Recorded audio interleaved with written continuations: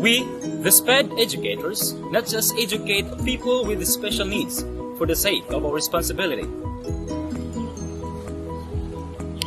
We educate because we felt it a calling to care and to give a hand to those unfortunate but special in us.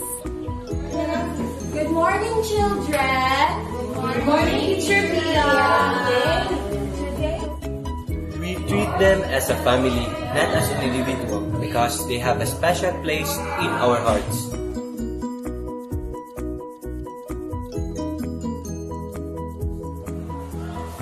We gave them hope. We help them stand as a one unique individual. We don't educate because of our responsibility, but we educate because we think that they are part of our life.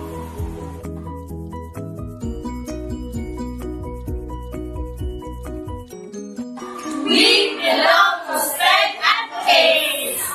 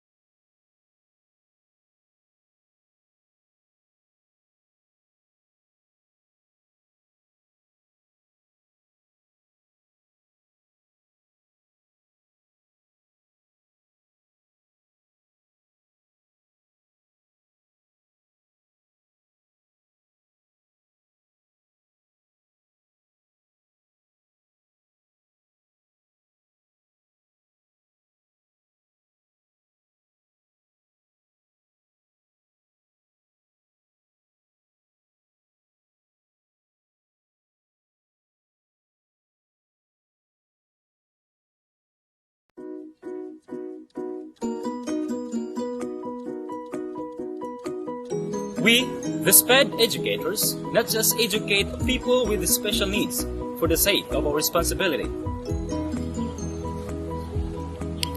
We educate because we felt it a calling to care and to give a hand to those unfortunate but special in us. Good morning, children. Good morning, Teacher Pia. We treat them as a family, not as an individual, because they have a special place in our hearts.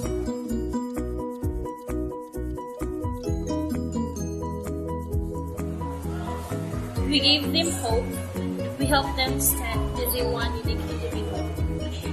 We don't educate because of our responsibility, but we educate because we think that they are part of our life.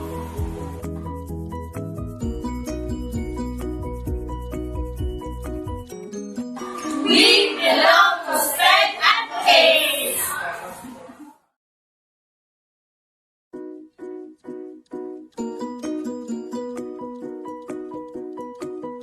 We, the SPED educators, not just educate people with special needs for the sake of our responsibility. We educate because we felt it a calling to care and to give a hand to those unfortunate but special in us. Good morning, children. Good morning, Teacher Pia. We treat them as a family, not as an individual, because they have a special place in our hearts.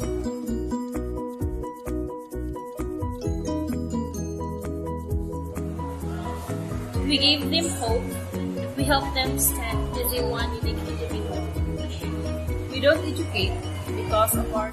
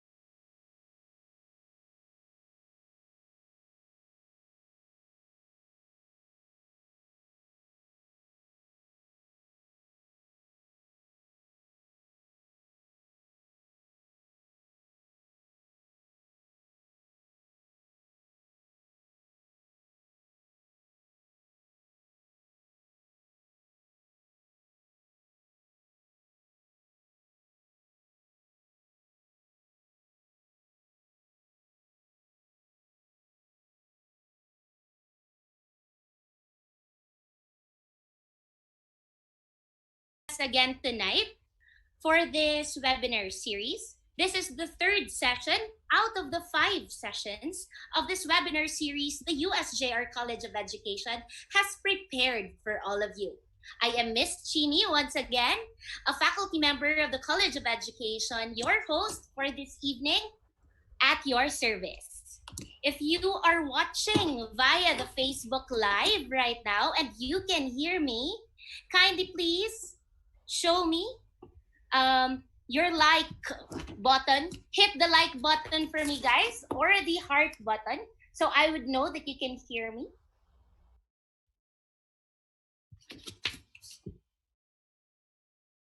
Okay, thank you so much. And for those who are with me here via Zoom, kindly please use your reactions button. Probably you can use the applause or the thumbs up button for me to see if you can hear me right now. Okay, it seems that we are all set for tonight and for this session. Ladies and gentlemen, for our welcome message, I would like to welcome the most active, the most supportive, and of course, a very handsome Vice President for Academics of the University of San Jose Recoletos. Ladies and gentlemen, we have with us to give us the welcome message, Reverend Father Leo Alaras, OAR. Good evening, Father Leo. Father? Okay, Father, I can hear you now. Okay, good evening, everyone. I'm Father Leo Alaras, OAR, the Vice President for Academics of the University of San Jose Recoletos. Well, it's quite a cliche, but it's my honor to welcome you all to this webinar series of USJ-R College of Education. I believe that this is the third session. The first was about the research tools. The second was on sustaining active lifestyle at home. And of course, that's for physical education. And this third series, this third session, as we all know, is on special education. Well, the world as we know is really suffering from this pandemic, and it has affected almost every aspect of our societal life, such as economic, mobility, employment, politics, religion, and of course, education. However, we are also aware that we are already in the era of the fourth industrial revolution. And this era has transformed us in the way we live, the way we relate with each other, the way we work, the way we do things. Meaning, even before this pandemic, we have been in this what we call the new trend in doing things, accompanying the advent and introduction of technology in the third industrial revolution and the virtual world in the fourth IR. Only this time, we seem to have no other choice but to really make use of what this revolution has to offer. Nowadays, we always hear about flexible learning, distance learning, continuous learning, online, offline classes, virtual education, asynchronous and synchronous and the likes, using, of course, the different platforms and tools in the delivery of instruction. But there is one thing that we must not forget, that education should not only be flexible, distant, online, or virtual, but also it should be inclusive. That is a very important consideration in education. The principle, no student left behind, does not only refer to those who have no access or limited access to connectivity and gadgets, but also to those students with special needs. And that's the very reason why we are so fortunate to attend this webinar. We want to equip ourselves, of course, with necessary skills and values to cater to the needs of this particular sector of learners. So tonight, I hope that it will be a very fruitful webinar for you. Of course, looking at the caliber of our resource speakers tonight, I'm sure that it will be a very fruitful one. So once again, this is Father Leo Alaras, OAR. Good evening and enjoy the webinar. Thank you so much, Father Leo, for being with us tonight. Welcome. And thank you. For the rational, I would like to call our dean, our very intelligent dean of the College of Education, Dr. Gestoni P. Babia. Hi, good evening, everyone. Thank you so much, Father Leo, for gracing this occasion. Good evening to you, Miss Chini. I guess for some of you who have joined our two webinar series already for the past 2 weeks. You're somehow familiar with the PowerPoint presentation. However, I have integrated some information that perhaps you might be interested later on as we go along with with our webinar series. So our theme is about reinventing and innovating teaching and learning paradigms in the new normal. So welcome to USJ-R College of Education. We are actually located in Region 7 in Cebu, Philippines, and we are one of the recognized centers of excellence in teacher education in Region 7. So our college really aspire to create a change, and we also would want to excel and be noticed, and who will be creating more pre-service teachers and teachers in the future who will inspire a lot of students. So I've already shared this a while ago, two sessions ago. Why change the way we learn in the new normal? It was very challenging, of course, in the new normal. So there are a lot of changes that are taking place. We are not really certain what will happen in our institutions later on. But of course, we don't necessarily have to experience such limitations.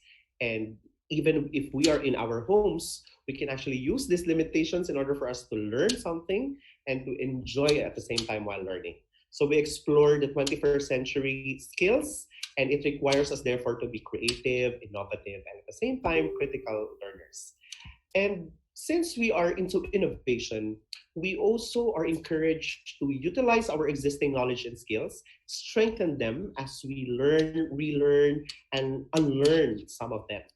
And at the same time, we don't necessarily have to think that there are a lot of barriers for learning. We should therefore explore and innovate, and we should always continue to make things different.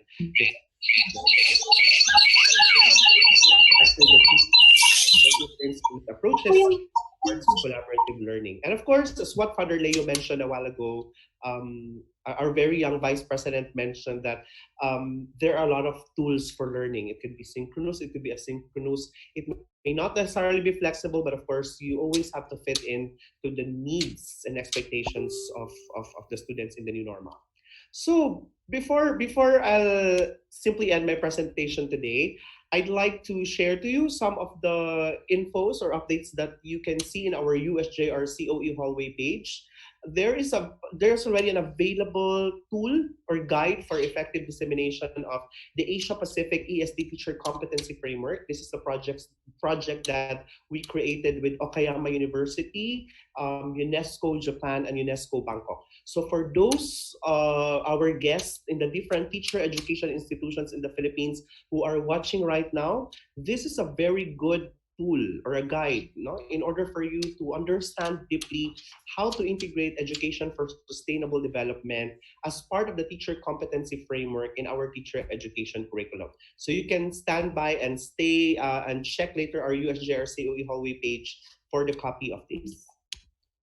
And of course, I'd also like to inform you that there's an old version of the poster that we have created and the new version. So what's the old version? The old version is that our session will only be until session 4 for the month of May, because we will have other sessions that we will be conducting by June. So instead of ending the session on education for sustainable development, so our session 4, I guess there's somehow correction here. Session 4 will be about exploratory data analysis using path analysis, while the session 5, which is on ESD and global citizenship education, will happen on June 5 since it's the World Environmental Education Day. So for those who have completed, therefore, the 4 webinar series for this month, will not only be receiving certificates of participation, but you will also be receiving certificate of completion for attending the 4 webinar series. So later on, please stand by after listening to our speakers, because there are a lot of queries now on what are the different programs that we are offering in USJ-R, not only in USJ-R College of Education. There are also other offerings that we can also share in our USJ-R COE hallway page for those who would also like to enroll in the university. And of course, we also are advertising our programs in USJ-R College of Education, especially our online programs that we are offering just for all of you. And for those who are interested for our master's degree program, it will also be advertised later on once all the talks will be done. Thank you so much. I hope that you guys will enjoy tonight. Stay comfortable wherever you are seated right now, and I hope that you guys will really have more fun and excitement. Thank you very much. Good evening. Thank you so much, Doc Babia. Guys, thank you so much for your overwhelming response with this webinar series. Actually, tonight, guys, we are expecting around 3,000 attendees because we have around 3,000 registrations. No, thank you so much. And of course, for us to have a smooth flow for tonight's session, I'd like to reiterate very important house rules. First, please make sure to keep your microphones mute at all times unless you are asked to unmute it. Otherwise, please just keep it mute. Second, it is recommended that you also keep your webcams off so that we will have a lighter traffic in our webinar. Third, questions will be entertained only during the open forum, which is going to be after all the talks already. Lastly, questions will be entertained, but you will have to leave a comment on the USJ-R COE hallway live video, or if you are with us via Zoom, please chat your questions. We will try to accommodate all your questions, but we will do our best. Okay, I don't want to keep you waiting. Thank you so much for listening. For now, I'd like already to introduce our first speaker. Our first talk is entitled The Future of Special Education in the New Normal. The first speaker is a master's degree holder in special education in the University of San Jose Recoletos. She finished her doctoral degree in management, major in educational management in the same university. She has been the coordinator of the St. Ezekiel Moreno Special Learning Center, or SEMSLC, for 11 years already. And she is presently the chairperson of the Special Education Department of the College of Education in the University of San Jose Recoletos. Friends, Dr. Eva Maria Divina Gracia. A round of applause, please. Thank you, Chin. Hello, everyone. As Ms. Chini mentioned, I am with the Department of Special Education. Our department belongs to the College of Education of the University of San Jose Recoletos. In our department, you will find St. Ezekiel Moreno Special Learning Center. SEMSLC is a special education center of the university and is located in the Basak campus of the university. We provide special education instruction to children with special needs. We cater to students with ASD, intellectual disabilities including Down syndrome, learning disabilities, ADHD, and multiple disabilities. We offer an array of programs in one-on-one settings and in group settings. Our programs are individualized and we provide various opportunities for the students to be trained in significant areas in activities of daily living. New to our department is schools. Schools stands for SPED, Center to Home, Optimal Online Learning Solutions. We aim to bring specialized instruction to children with special needs into their homes. Schools is our response to the uncertainty in special education caused by the pandemic. Our special educators, who are experienced in providing individualized and specialized instruction, adapt and modify their classroom lessons onto online classes. Our online summer classes are scheduled to start on mid-June. So tonight, I will be discussing on how special education will look like in these unprecedented times. I will also discuss on how to prepare yourselves as you travel towards this new direction. This pandemic has thrown all of us completely off course. Who would have imagined 6 months back that we would be in this situation where we are right now? Initially, when our schools were mandated to close, we thought that we could just go back to where and how we were before. But now, we see ourselves into something new. We were thrown into this new normal. Life as we have known it has changed. This has led us to ask so many questions. What now? Where to? Is there a future for special education? What do you do when you are faced with a seemingly dead end and when turning back is not an option? Being the special educators that you are, committed, passionate, and resilient, you take it with grit. And so you create a new path. You build a bridge. You bore a hole. Education is fluid. Education is dynamic. Education is innovative. And needless to say, so are we, special education teachers. Our students who rely heavily on structure and routine need us now more than ever.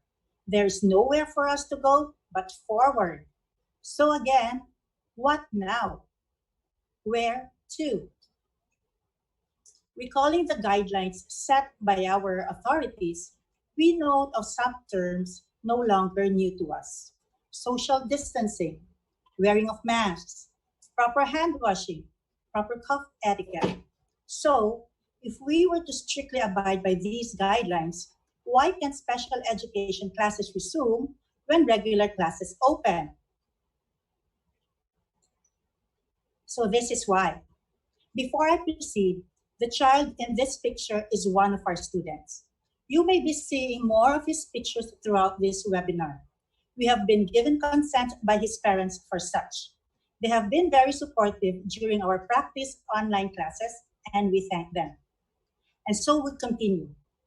In the classrooms, they want to be near their teachers, and sometimes they have to be near their teachers.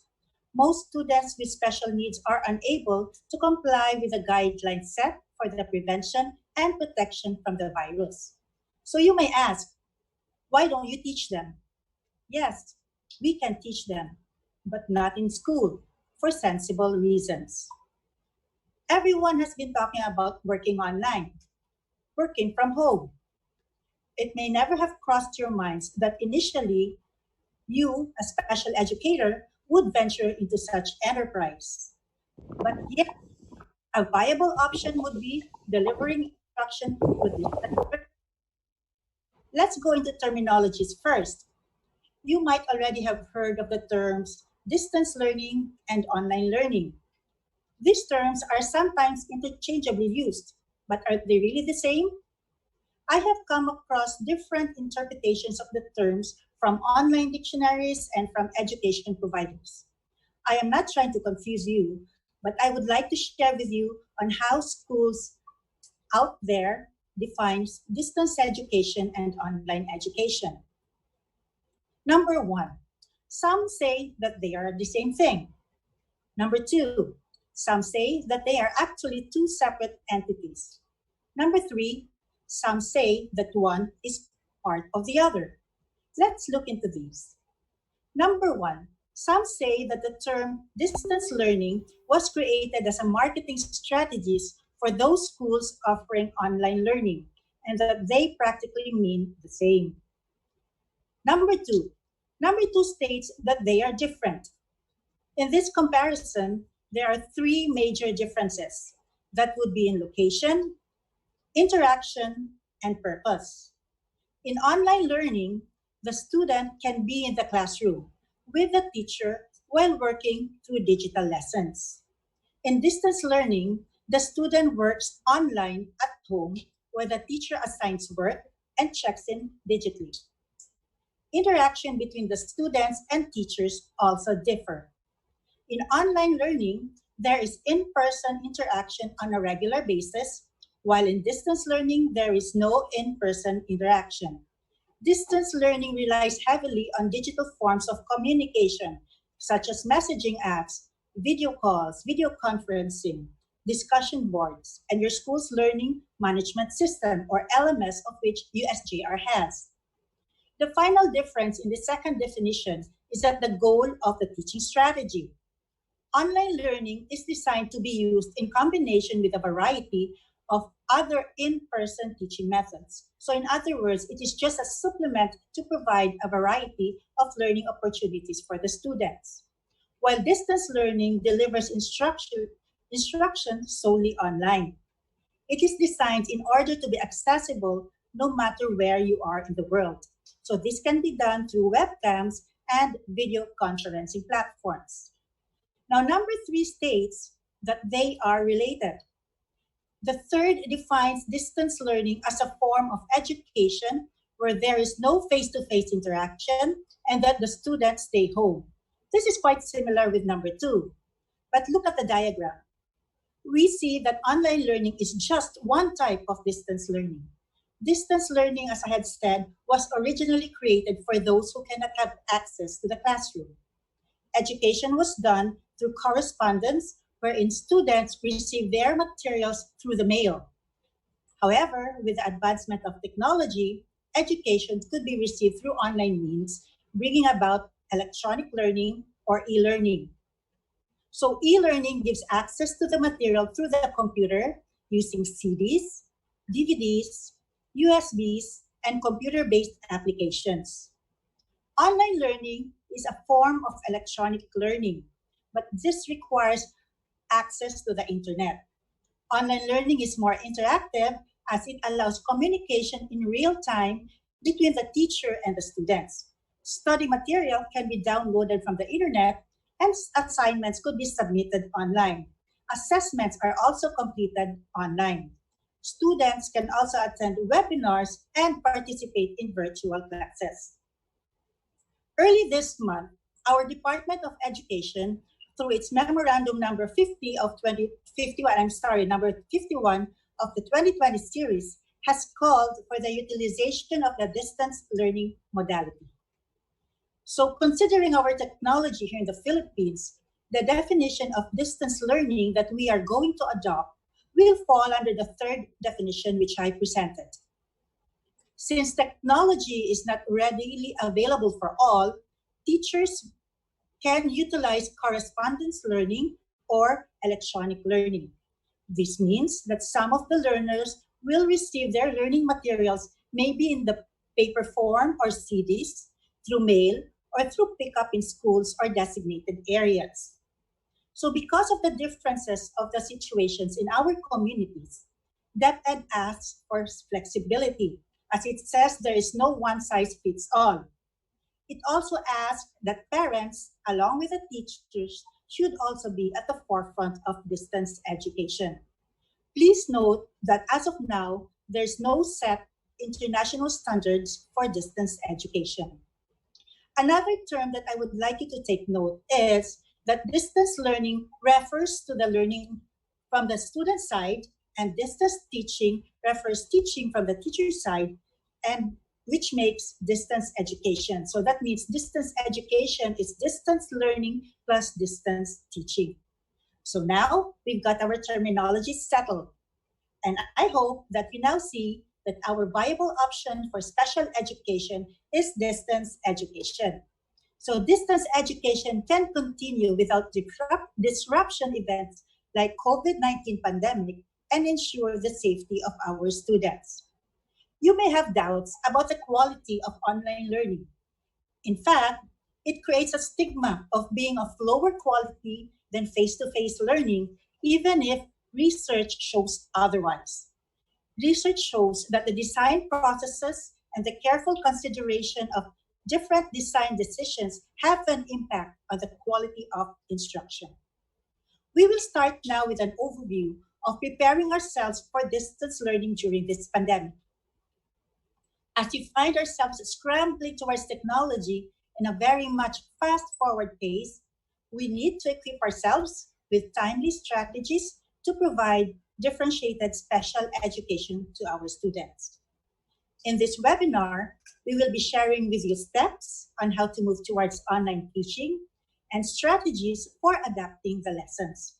We will also be sharing with you the various technology available out there that you could use. I would like to stress that just like you, we are still learning the ropes. So what we're sharing come from research and from our somewhat imperfect but valuable learning experiences. Please note that it is important that we focus with what we're comfortable with and work with whatever we have. As we learn together, let us be patient to ourselves. By the end of the webinar, we hope that you will feel competent enough to venture into this new normal of special education. Now that we have set a path towards our new direction, let's get prepared. First off, we need to tap on technology. We need to organize our workspace. And of course, we need to take care of ourselves. So first, being online means having technology. Let's check on some key resources that would ensure our success. First, you need a computer. That would be a laptop, a desktop, an iPad, or a tablet. And of course, you need video capability. You will need an external webcam if you're using a PC. If you're using a laptop, you can use the webcam that is integrated into it. But if for some reason that it doesn't work as much as it would work, then you get an external webcam. Third, you also would need a good audio. A headset helps with good quality audio and communication. Experts recommend a headset with a boom mic since it provides better sound quality and clarity. You may also use earbuds with microphone capability. Or you can just use your computer speaker and microphone. If you opt for this, make sure that you are in a private room where there is nobody else in the room to ensure student confidentiality. Beware of ambient noise. Do not have air blowing to your microphone, such as an electric fan. Headphones limit background noise. Have your pets or your kids stay away from your work area. Put a sign, "Class Ongoing," on the entrance of your workspace. For audio and video controls on your computer, go to Settings, then click on System, then Sound. Make sure to test and troubleshoot sound devices for output, that's for speakers, and for input, for microphone. Test your other devices here as well. You also need to check on your audio and video permissions. There are some apps that require permissions to access your microphone or camera. Fourth, you should have a high-speed internet connection. Remember, you will be using a video conferencing platform. You can have a Wi-Fi connection. It would be best if it is not shared and that it is password protected. Using a public Wi-Fi is not an option. Connecting an Ethernet cable from your computer to the router would provide a more stable connection when video conferencing. If you use a laptop or an iPad, make sure that it is plugged in since you may be in back-to-back sessions. You do not want to be reaching out for your power cord in the middle of your class. Use an AVR if you have one. When there is power interruption, you will have time to advise your parent or your student and not be abruptly cut off. And of course, you'll need to access a video conferencing software. Zoom, although it was just open last year, it has gained popularity during this pandemic. They have this basic account that is free. So that will be discussed further later by our third speaker. Okay, next, we're done with the technicalities. Let's go to the workspace. Your home might have a lot of people in it. Do your best to deliver professionally. Try to find a quiet place as much as possible.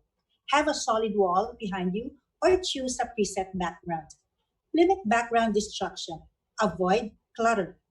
You do not want to stay in a room that has high traffic behind you. Lighting is best when it comes from a natural source and it should be towards your face. Find an appropriately sized desk and chair in your home. You want to stay comfortable because you will be spending most of your day here. The height of your desk should be in proportional to your chair. If possible, find a chair that supports your spinal curvature. Have your feet pressed to the floor. I would recommend a footrest if your chair is too high for your feet to rest flat on the floor. If a footrest is not available, try using a small stool or a stack of sturdy books or a box instead. Keep key objects and your materials for your class close to minimize reaching. Reaching too far out may strain muscles, and getting up in the middle of your class is unprofessional and distracting. While using the keyboard or the mouse, your wrist should be straight, your upper arms close to your body, and your hands at or slightly below the level of your elbows. Place the monitor directly in front of you, about arm's length. The top screen should be slightly below level or at eye level. Proper office ergonomics calls for correct chair height, adequate spacing, and good desk posture. Following these guidelines can help you stay comfortable while working behind your desk. Having a second monitor to plug into your laptop or computer would be a plus. It adds more virtual desk space, and you are able to bring multiple windows and navigate with ease between different windows and applications. This provides a more efficient workspace. If you don't have an extra monitor, you could use a TV. Have as well an extra keyboard and a mouse. The last thing that you have to take care of is yourself. Don't be too hard on yourself. Everyone's all going through this for the first time. Students and parents are also going through this for the first time. So number one, dress professionally but comfortably. If the students are used to having see you in your uniform, then wear your uniform initially. That would help them in the transition. Have a cool environment. You don't want the kids to see beads of sweat running down your face. Third, create a schedule so that you can stick to something that gives you dependability and routine. Fourth, be mindful of your posture throughout your classes. Fifth, have short breaks. Follow the 20-20-20 rule. Look 20 feet away every 20 minutes for 20 seconds. Your eyes are not quite used to looking at a computer that much during the day. Sixth, be fit physically and mentally. Exercise and eat well. And lastly, be patient with yourself. So this ends my presentation. I hope that you now know that special education has a future in this transformative time. We choose distance education. And you also now know what is it that you have to prepare. Our succeeding speakers will discuss the how to equip yourselves more for this Herculean task in a very short span of time. Remember, let us learn as we go along and use such learnings to guide us in our future steps. Thank you. Thank you so much, Doc Eva, for that. Thank you so much. Embracing the new normal may be difficult for us SPED teachers. I am also a SPED teacher since we have really been accustomed with one-on-one instruction or face-to-face interaction. However, with this pandemic, we really have to do our best for our students and try to really adapt to the new normal and be open to teaching online.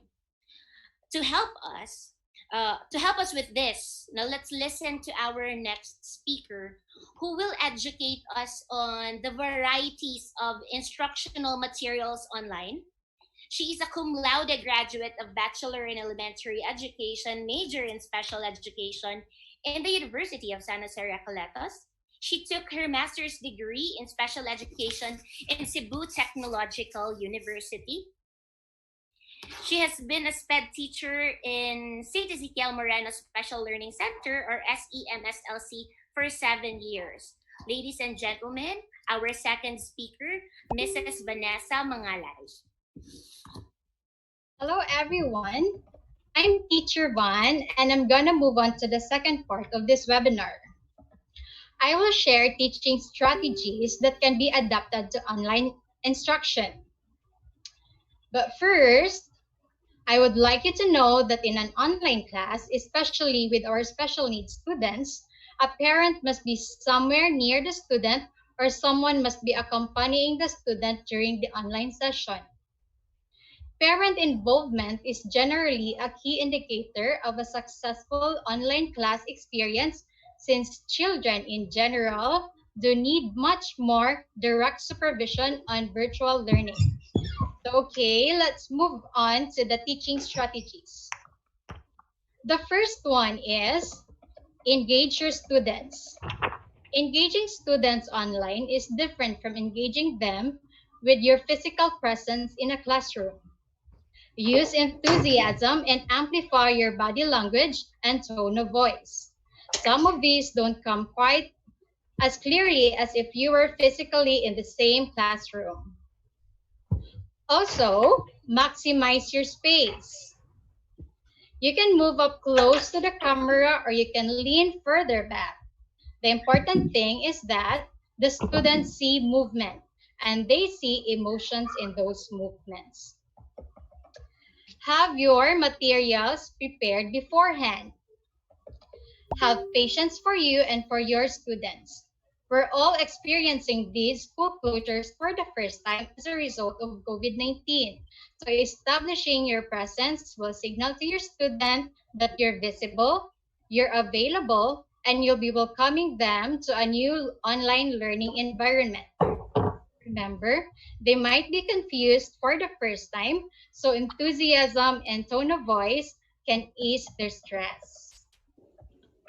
The second teaching strategy is setting clear expectations.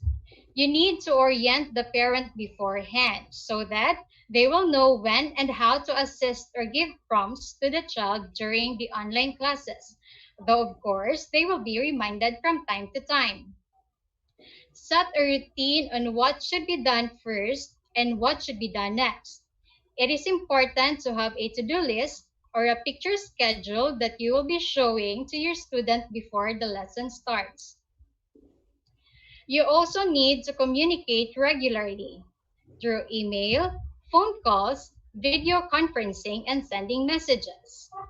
And lastly, clearly set the expected conduct the student must display online. If in any case the student forgets those and shows unwanted behavior, you just have to reset expectations, redirect, and help your students self-assess. The third strategy is creating supportive online learning environment and getting personal. Building trust in an online learning environment starts with regular touch points that demonstrate consistency and reliability.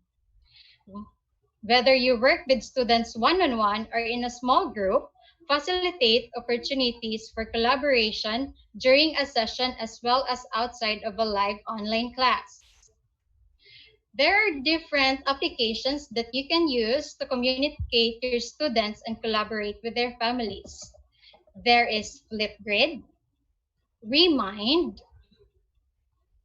Edmodo, and ClassDojo. So what is Flipgrid? Flipgrid is a website that allows teachers to create grids to facilitate video discussions. Each grid is like a message board where teachers can post questions called topics and get your code here to share with your students or parents. Then your students can post video responses that appear in tile grid display. You can even showcase your students' video in mixtapes and find topics in Disco library. Next, we also have Remind. Remind is a great way to engage students, involve parents, and improve communication between home and school. Teachers update students and parents in seconds regardless of which device they use by sending quick announcements. So you create your class here, add your students here, also your parents and the other teachers with their emails. And remember, if your student is below 13 years old, just add their parents' email. Then all the files you share will appear here and create message here. You have options to attach any files in your message. Next, we also have Edmodo. Edmodo is an educational technology company offering a communication, collaboration, and coaching platform to K-12 schools and teachers. The Edmodo network enables teachers to share content, distribute quizzes, assignments, and manage communication with students, colleagues, and parents. So to get started, here are some things to try in Edmodo.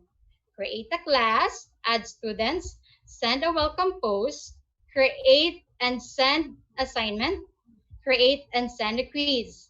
And of course, to let the parents be updated, you click the member and this will appear.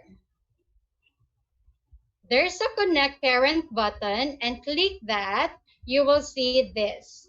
Then add your students' parents email and that's it. Their parents can then see updates in here. The last one that I will share with you is ClassDojo. ClassDojo is an educational technology communication app and website. It connects teachers, students, and families through communication features such as feed for photos and videos from the school day and messaging that can be translated into more than 35 languages and has been used in 180 countries. Same with Edmodo on the others, ClassDojo works the same. But what's good thing about here is that it is an online behavior management system intended to foster positive student behaviors. Students earn dojo points based on their conduct. So the advantages of these educational apps and websites are they strengthen communication and collaboration among teachers, students, and families. They create a supportive environment. They create visibility to you as a teacher. And using any of these can help you develop really good relationship that you need to have a responsive educational experience for these students. And they also help you manage your class and engage your students safely as they put together some resources to help you get started with distance education. The fourth strategy is fostering personal relationships and to have fun. As a teacher working online, you have a unique opportunity to ask parents or guardians into each student's at-home learning process. You can use this advantage to get to know your students personally and incorporate what you learn into your personalized lesson plans. As you conduct individual or group class, you might have some really impactful experiences that makes it worth it. The fifth strategy is use a mix of tools readily available to you. As an educator delivering lessons online, it's critical that you prepare well beforehand. Use a variety of learning tools and content to keep momentum moving forward. Use screen sharing to incorporate videos, online games, website, PDF worksheets, and PowerPoints. This is not the time to retool a 100%. Do it incrementally. We encourage you as a best practice to make sure you look at what you have and start from there. You don't have to look for what's not there, but for what's there or what is available to you. Don't stress out too much. Take a baseline and build from that. There are many free resources on the web that you can look into, and here are a few that are recommended. We have TED-Ed.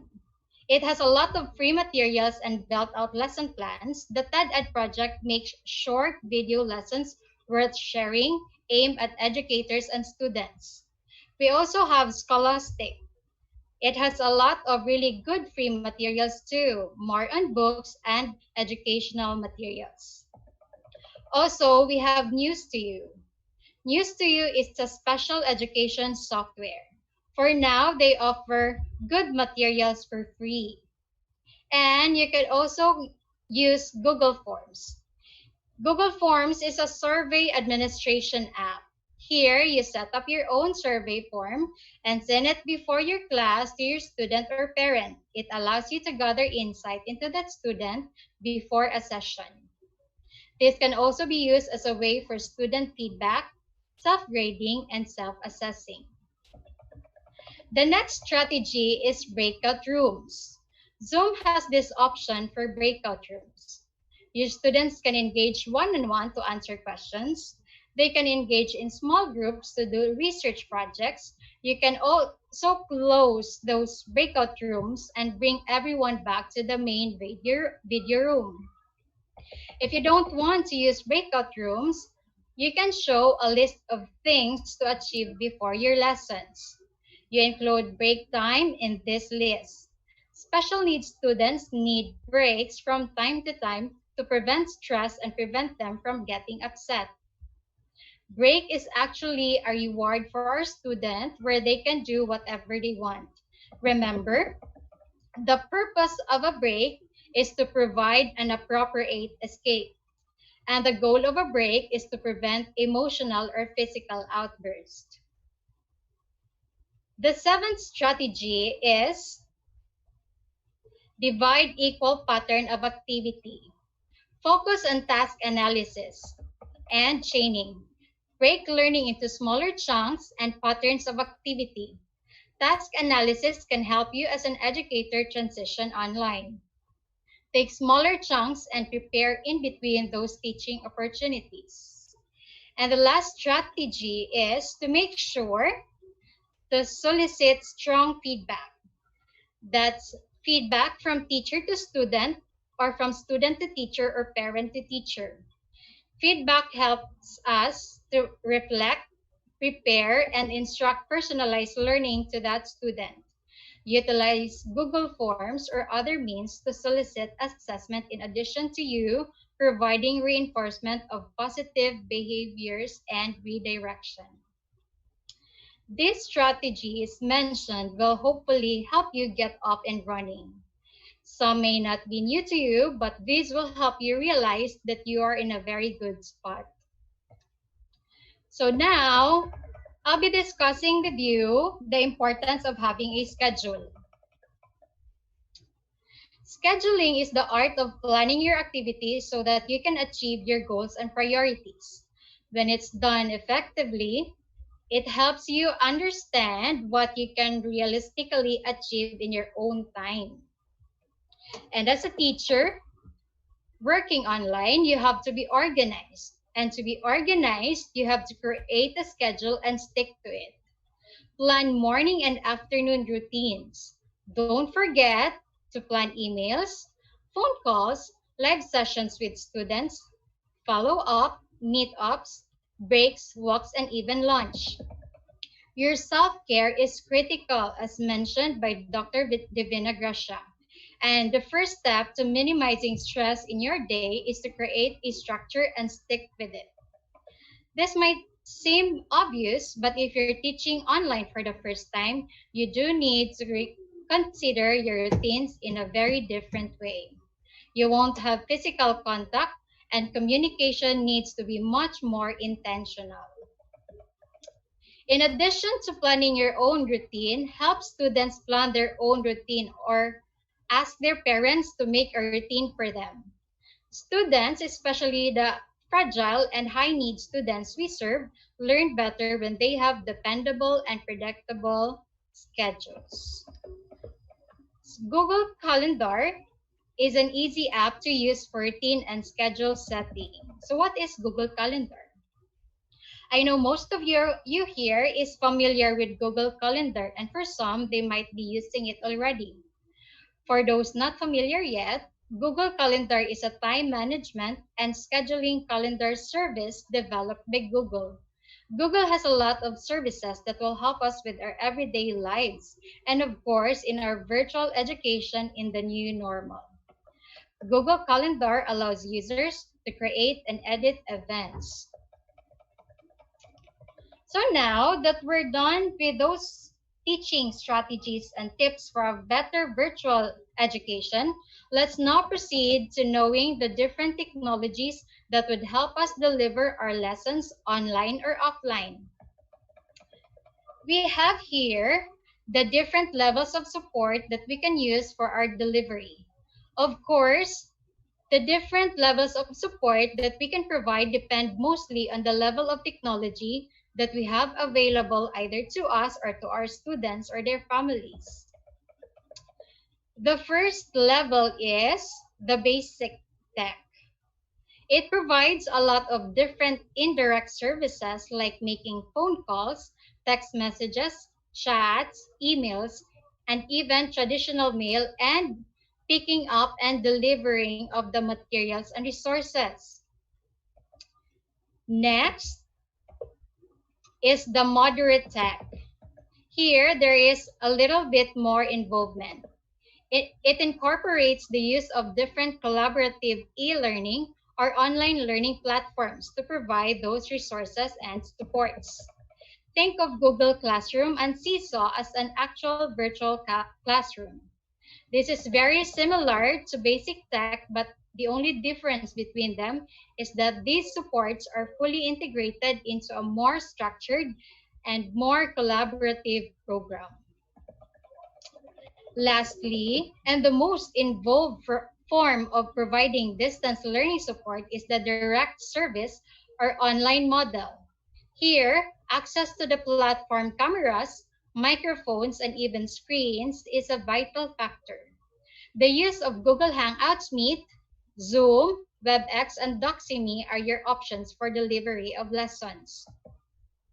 All these types of support may be a great change for us all educators, but don't forget that our responsibilities do not change at all. So now, how do we deliver our lessons creatively in distance education? Of course, the use of instructional materials is needed as much as with face-to-face learning. So let's talk about the varieties of instructional materials that we could use online. First, we have the tangibles. We could still use tangible items with us and could also ask our student or parent to prepare those before the session starts. Your student may point to the image of the object that you are holding, or he can show his similar item to you on the screen. Also, we could use Microsoft Word. You are all familiar with Microsoft Word.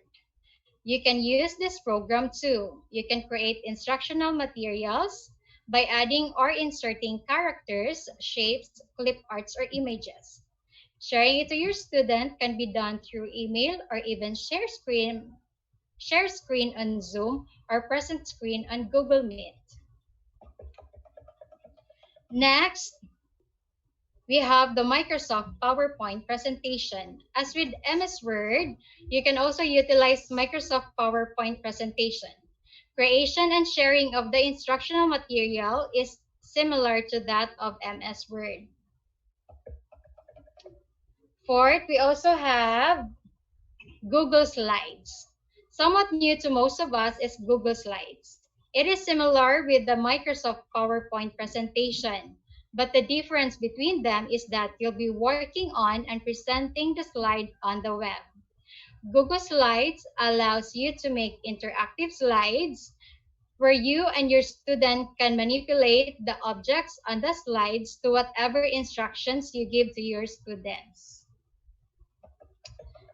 The last one that I can share with you is the Boom Cards in Boom Learning. Boom Learning is a website with digital games and activities that teachers have created for students to use on tablets, online, and on smartboards. Boom cards are digital, self-checking interactive activities. You can even create boom cards for your own learners specific to what they need.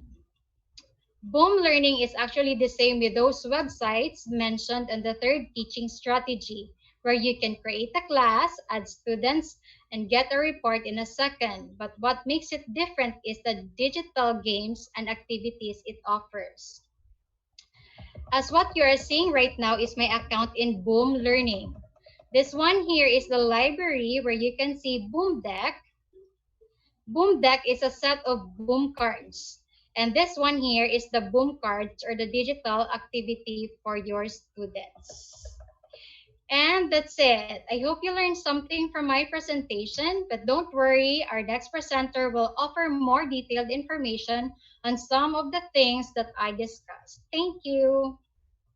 Thank you so much, Teacher Van, for introducing to us various strategies and various online tools that can really help us in starting with our online classes. But this time, what are the different online platforms or digital platforms that we can use to finally begin, right?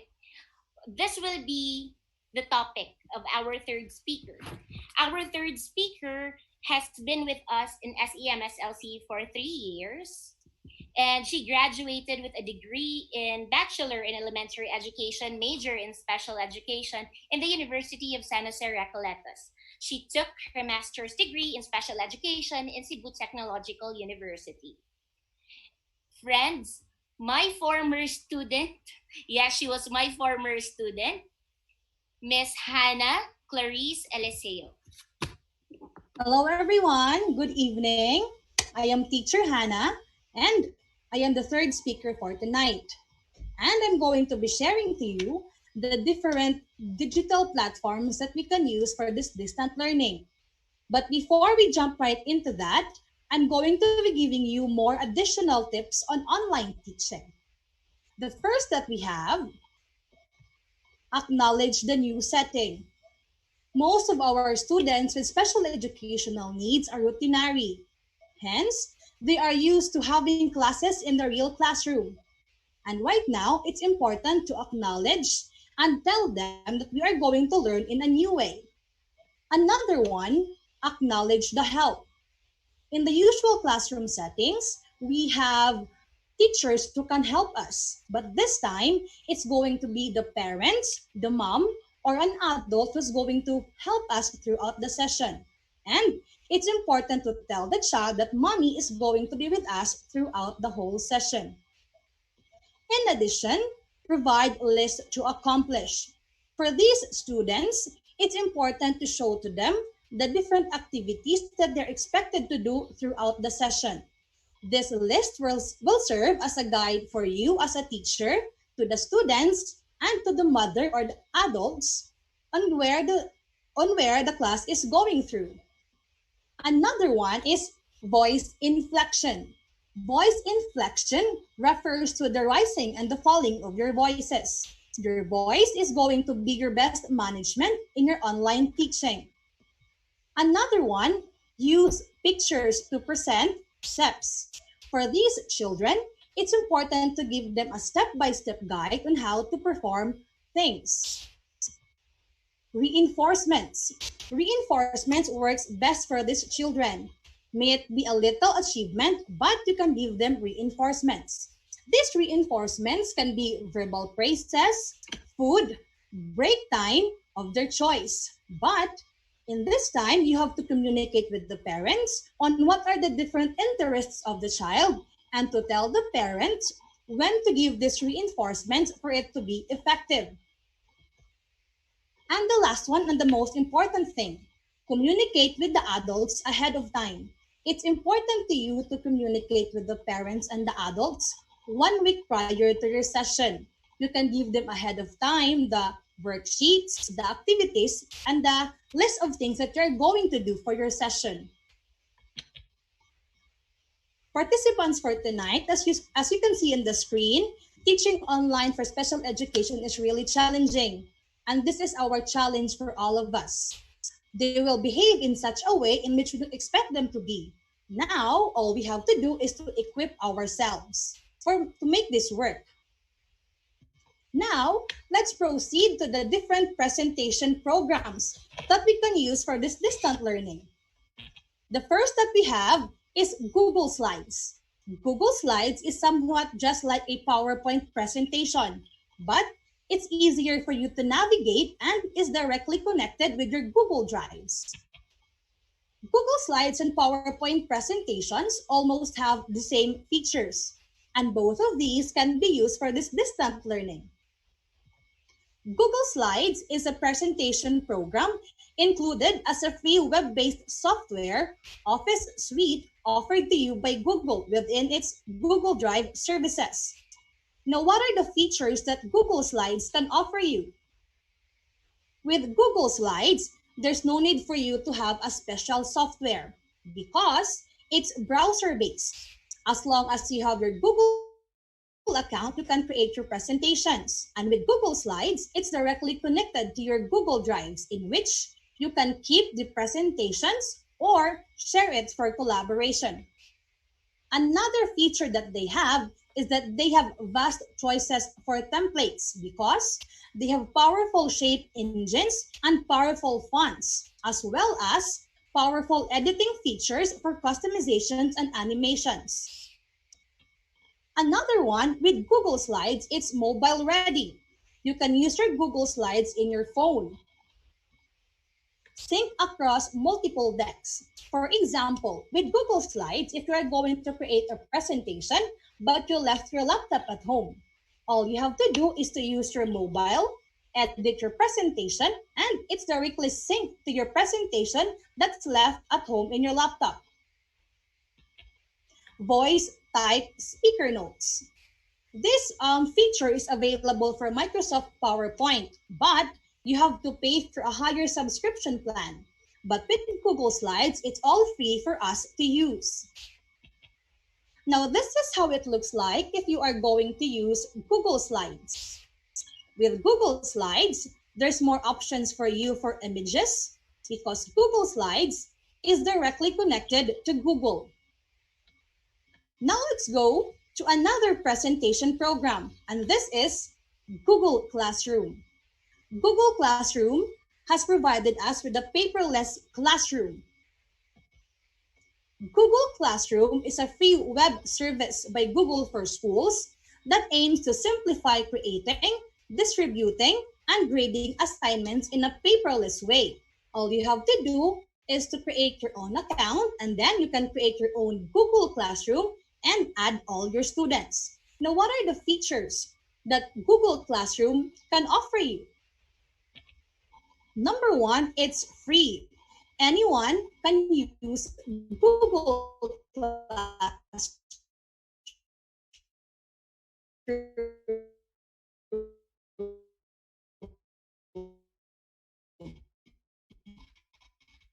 Again, all you have to do, create your own account, and then you can post as well as discussions. It's easier for your student to access all these themes. With Google Slides, with Google Classroom, it's easy for you to track your students' progress because in posting your assessments or your quizzes, it automatically generates the scores of your students. Now, this is how it looks like if you are going to use a Google Classroom. As you can see in the screen, these are different classes with different students included in your class. Now, let's move to the different digital platforms that you can use for real-time interactions.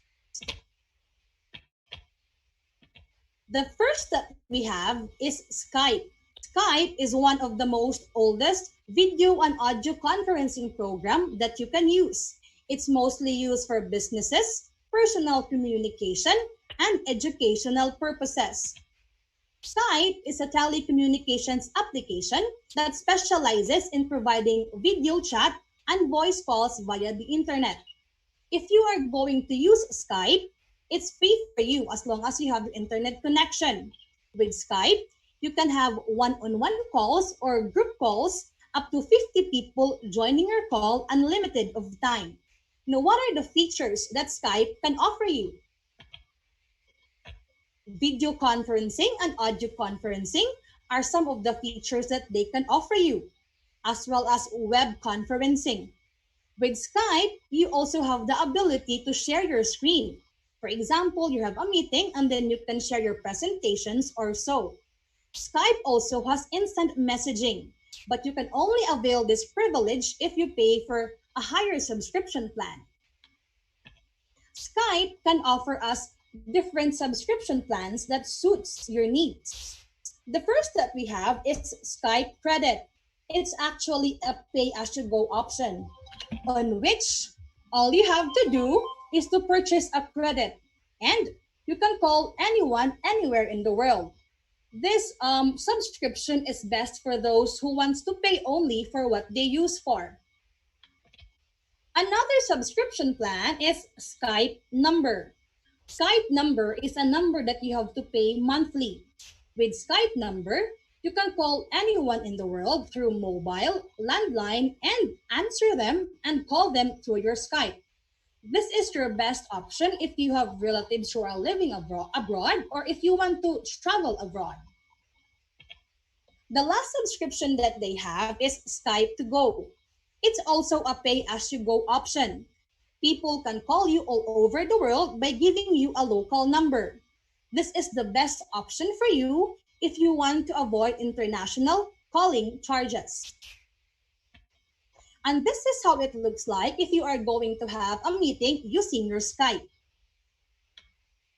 And before you can join a meeting with Skype, you always have to need to create your own account. Let's have another one, Cisco WebEx. Cisco WebEx is an American company that develops and sells web conferencing and video conferencing applications.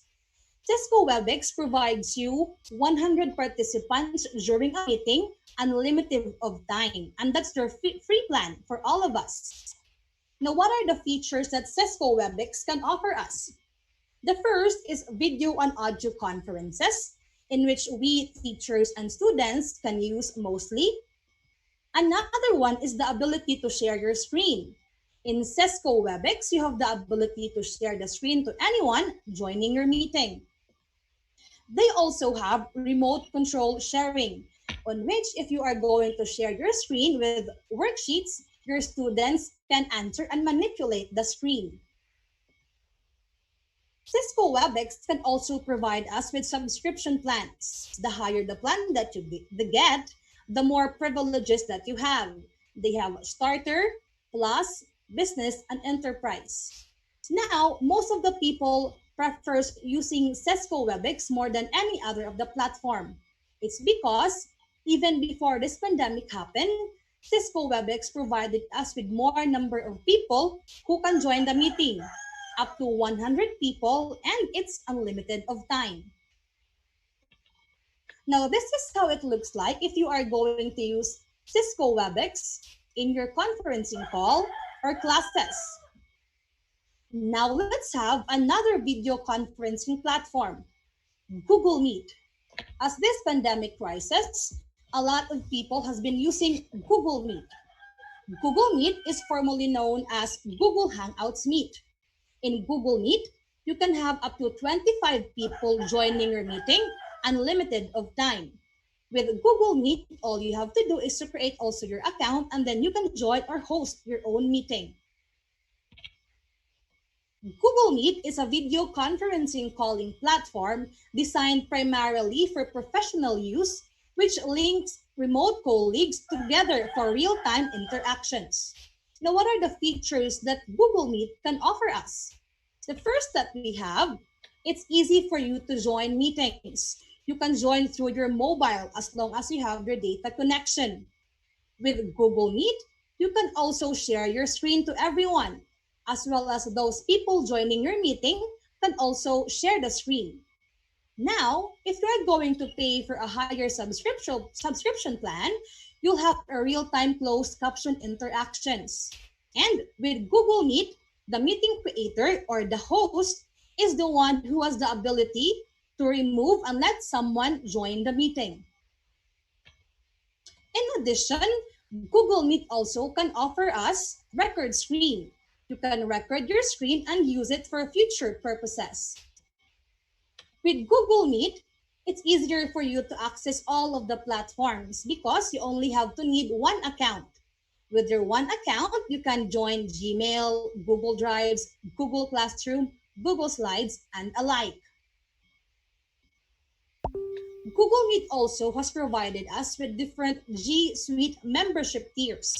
The higher subscription plans that you get, the more privileges that you'll have. They have basic, business, and enterprise. Now, these are the privileges that they can offer you if you pay for a higher plan. More number of people who can join your meeting, larger cloud storage, and so. Because of the demands of today, Google Meet has provided us free with the G Suite Premium feature, in which you can have up to 250 people in a meeting unlimited of time. But this is only until September 30 of this year. Now, this is how it looks like if you are going to use Google Meet for your classes or conferences. Now, let's move to the king of video conferencing as this pandemic rises. And this is the Zoom, which is what we are trying to use tonight. Zoom is a web-based video conferencing tool with a local desktop client and a mobile app that allows users to meet online with or without video. With Zoom, you can have up to 3 people, 40 minutes limit of time. Now, what are the features that Zoom can offer us? With Zoom, you'll have the ability to have cloud video conferencing if you are going to pay for a higher plan. You can also have group instant messaging during a meeting, in which you can message everyone in the group or message a specific person joining your group. And we also have video webinars just like tonight and Zoom rooms. Now, Zoom has these 2 terms that they have. They have Zoom meetings and Zoom rooms. When we talk about Zoom meetings, these are the usual conferences that we have. On the other hand, if we talk about Zoom rooms means a physical hardware setup mostly used by companies and businesses. So this is a software-defined conference room that schedules, launches, and runs a Zoom meeting in a push of a button.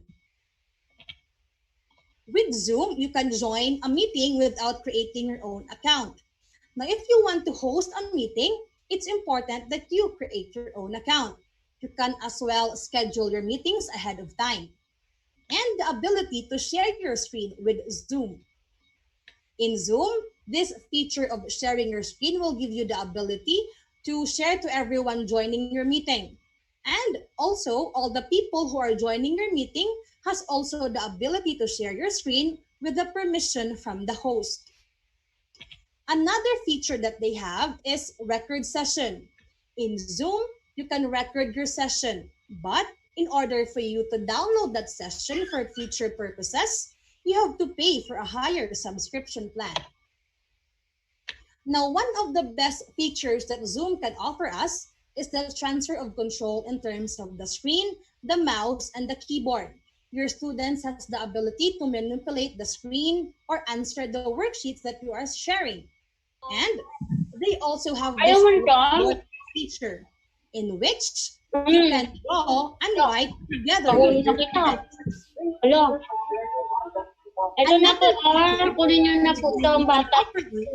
It's mobile friendly. If you are going to use your Zoom, you can use it through your mobile app. All you have to do is to have a stable internet connection.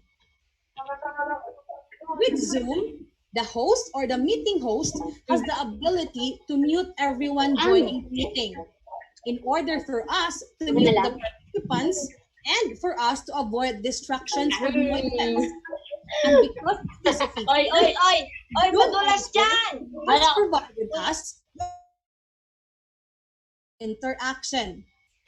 Because of this, Zoom has the ability to raise your hand because you are all muted by your meeting host. All you have to do is to click the raise of hand, and then the meeting host will be notified by the screen so he or she can answer your questions or your concerns. Now, have you heard about Zoom bombing? Zoom has been receiving a lot of problems in terms of their security, and because of this, they have provided us with the lock meeting feature. There are these hijackers that does the Zoom bombing. All they do is to create a number and joins any meeting. Because of this, Zoom provide us the lock feature in which the host has the ability to do so. And before joining any meeting, you also have to provide your own password for security. Zoom as well can provide us with more privileges if we're going to pay for a higher subscription plan. They have basic, they have pro, business, and enterprise. Now, because of the demands of this pandemic, Zoom has lifted their free basic plan to K to 12 schools. If you want your school to have this free plan to have unlimited of time during a meeting or a session, all you have to do is to let your school administrator request to the Zoom company by filling up a form. Now let's have the last one. This is Office 365. So what is Office 365? Office 365 is a blanket term for many of the Microsoft's cloud software services. This means that Office 365 is aligned subscriptions of all the services that Microsoft can offer you. The basic idea is that this subscription gives you the ability to access your files 24 hours in the year. Now, you might also have heard about Microsoft 365. Now, what's the difference between Microsoft 365 and Office 365?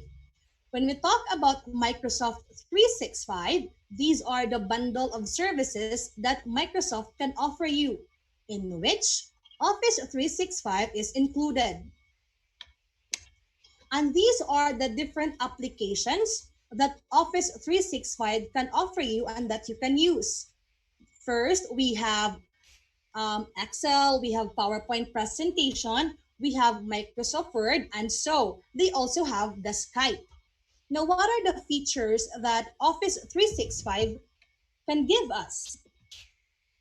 First, with Office 365, if you pay for a higher subscription plan, it's easier for us to access all of the Office applications for different uses and purposes. They also have cloud file storage, as well as assistance in IT management. If you pay for a higher subscription plan, Office 365 can offer you a public website in which you as a teacher can post all your activities or so. They also have collaboration with colleagues and as well as calendar management. Now, in terms of the business part, they also have business class emails.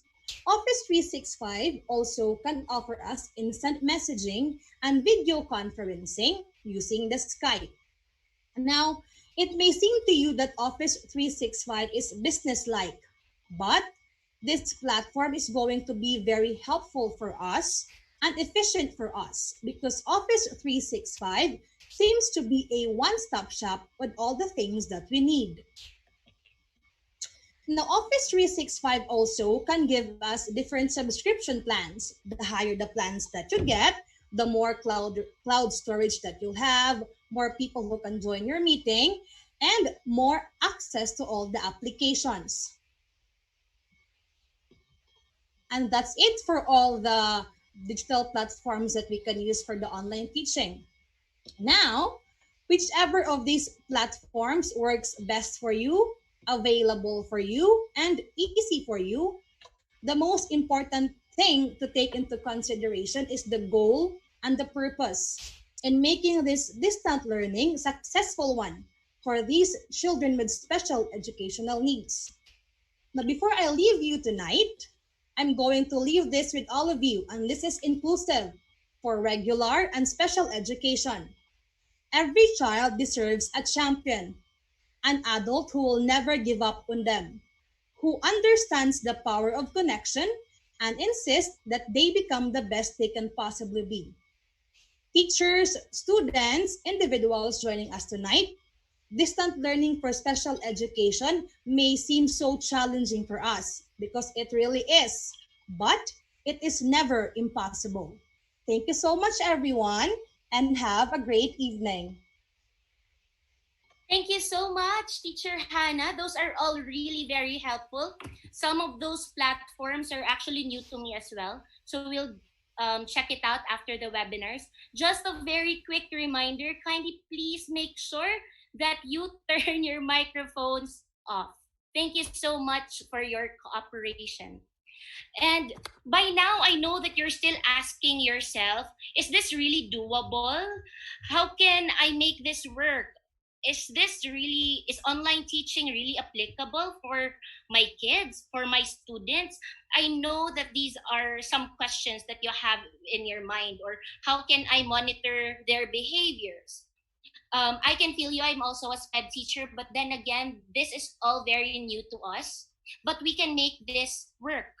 And just like how they are making it work in other countries, which is why we have invited some friends in the United States who are currently teaching there as sped teachers, who are going to share to us their experiences with regards this embracing the new normal or teaching online. What do they have to say, or what can they give us as an advice, right? Since we are still starting. But for now, before I introduce them all to you, let's have first trivia. And again, we need you to have your GCash account for you to be able to receive your prize. I will be giving 2 questions. All of these questions came from the talks of the 3 speakers. Thank you so much, speakers. The first question will be for those who are watching through Facebook Live. I am now watching the Facebook Live. So my first question is for all of you. The first one to comment the correct answer will win the prize. And as soon as you win, and I mention your name, kindly please message your GCash number to the COE hallway page. Now, are you ready? I want to see if you're ready by clicking the like button probably. Okay, the first question. According to our first speaker, there are 3 types of distance learning. Give me one. Give me one type of distance learning. As mentioned by our speaker earlier, there are 3 types. Anyone? Comment your answer if you're watching via Facebook Live. Again, this question is for those who are watching via Facebook Live. Anybody?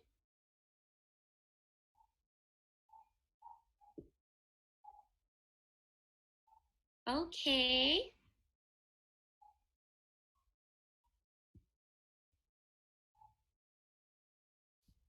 Are you referring to the platform?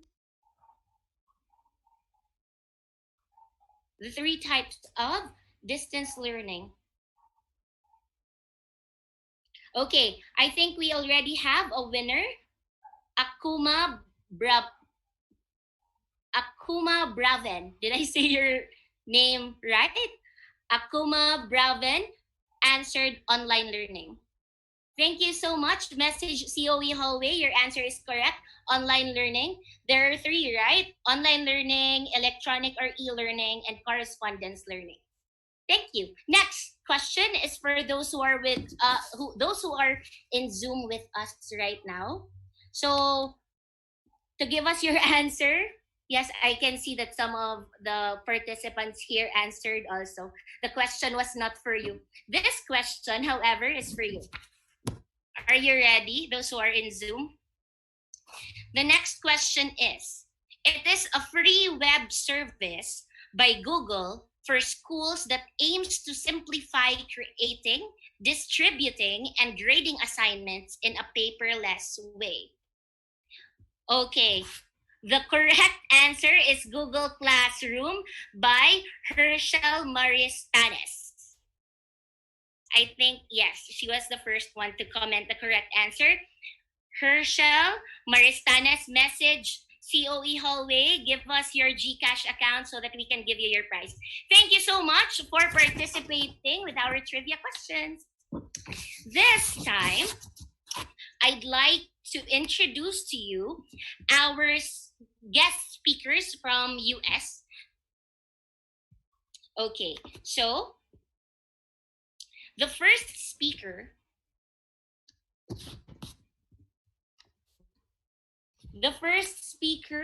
is Mr. Nino Ray Bermoy. He is currently in Las Vegas, USA. He graduated with a degree in Bachelor in Elementary Education, major in Special Education in the University of San Jose Recoletos. He was a former college instructor in the Southwestern University. He also taught in the elementary in Southwestern University. He was a former assistive technology trainer in Las Vegas, Nevada. He too has been an SLD teacher across different grade levels in the US. And he is very proud of this. He is a union ambassador for Filipino teachers in the US. And as a union ambassador in the US, he helps new teachers settle and set up classroom expectations and classroom management for their classes. He helps defend Filipino teachers who are facing school-related cases. And he is currently an elementary special education teacher in Las Vegas now for 3 years.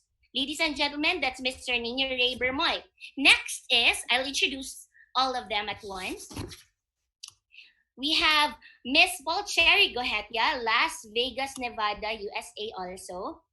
She is a magna cum laude graduate with a degree in Bachelor in Elementary Education, major in Special Education in the University of San Jose Recoletos.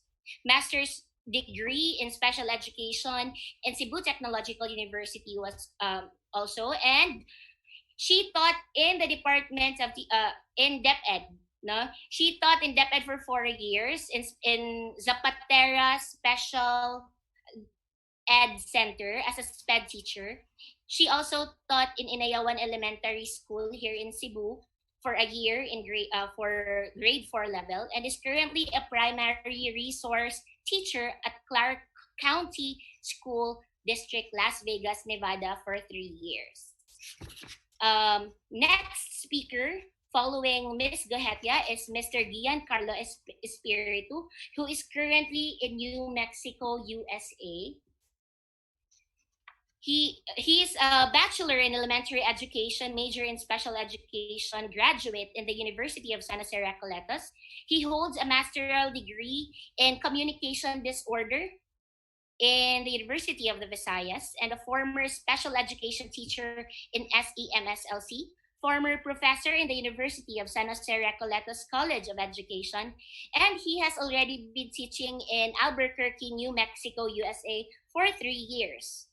And lastly, we have invited a speech pathologist, Miss Mary Jo Nabarquez, who is currently in Arizona, USA. She is a graduate of Bachelor in Elementary Education, major in General Education in the University of San Jose Recoletos, cum laude. Has a master's degree in Communication Disorder, also in the University of the Visayas, and has a master's degree in mild, moderate special education in Rio Salado College, Arizona, and a former speech therapist in Kids Care School for Speech and Creative Learning for 4 years. And now, currently, she's a speech therapist in Lake Havasu Unified School District, Lake Havasu City, Arizona. Ladies and gentlemen, a round of applause for our guest speakers who will be sharing to us their experiences about the new normal, teaching online. Mr. Bermoy. Hi, good evening. I hope everyone is safe and well. Right, so let me just go ahead and share my screen right here. Hold on. Okay. Now, see. There we go. So good evening. I hope everyone's safe and well. I am Inuri Bermoy, also known as Mr. B. Basically, everything that was mentioned was being practiced in the United States ever since I arrived here like 3 years ago. Because most of the schools are one-on-one Chromebook. Okay, so currently working with Clark County School District at the Elementary School. We're actually a 5-star school in which that school where actually education is at the top level. So the past few years have been fun, upbeat, and enthusiastic for my students as well as myself. Then the school, half of the school year, all of a sudden, it becomes a great challenge, not just for United States, but also for the whole world because of this distant learning. So I'm sharing to you my pictures of memories in my classroom. From that picture to this picture real quick. During this difficult time of COVID-19, teaching has become much more of a challenge. So here, I'm going to share to you my best practices. So teaching special kids in a multi-grade setting is indeed a challenge, considering every kid has their own learning curve. Now, everyone loves this. Google Classroom is my best friend. As they mentioned, you can assign lesson, set due dates on assignment, and much more is being offered in that application. And most, especially, let me just highlight this, it's for free and it's handy. Now, these are my most favorite applications. So these are applications or like extensions in Google Chrome. So I have the Purple Puzzle Piece, the PDF Reader, the WriteQ, and the Fluency Tutor. I also have GoGuardian, Equatio, which for math. And then let me start with my preferred extension. This is a Read and Write for Google Chrome, so called as the Purple Puzzle Piece. So basically, when you download this in Chrome application or extension, you can just write down Read and Write. This is not for free though, but you can actually, it depends on the Philippines if they're gonna sponsor you, whatever. But I'm not so sure what the price is. But so once you have this application, it can help you boost your reading and writing confidence across all types of content and devices, in class, at work, and at home. So I'm gonna be sharing to you a video of what does it look like. So this is the Read and Write, the Purple Puzzle Piece.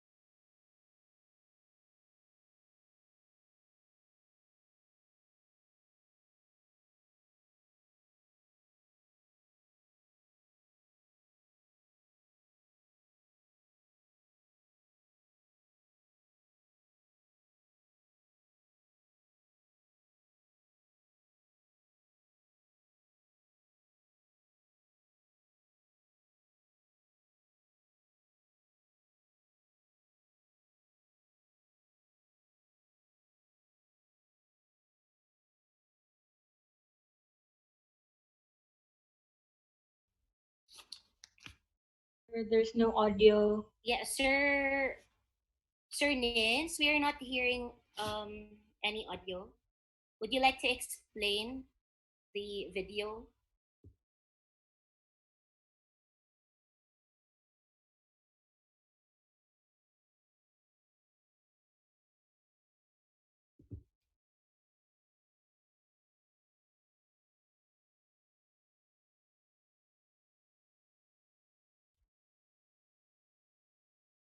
Excuse me, Sir Nino. Sir Bermoy, we cannot hear anything.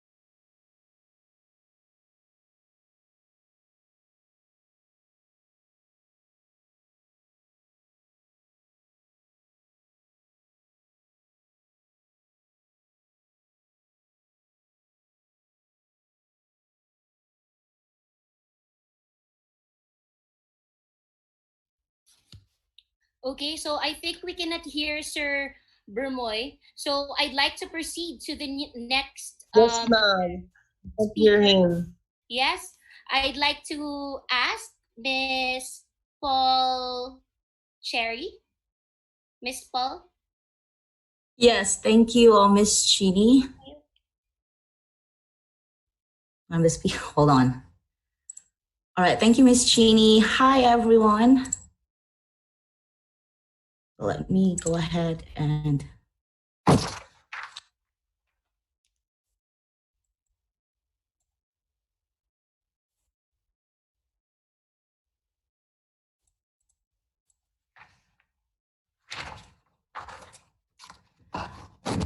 right, again, hi, everyone.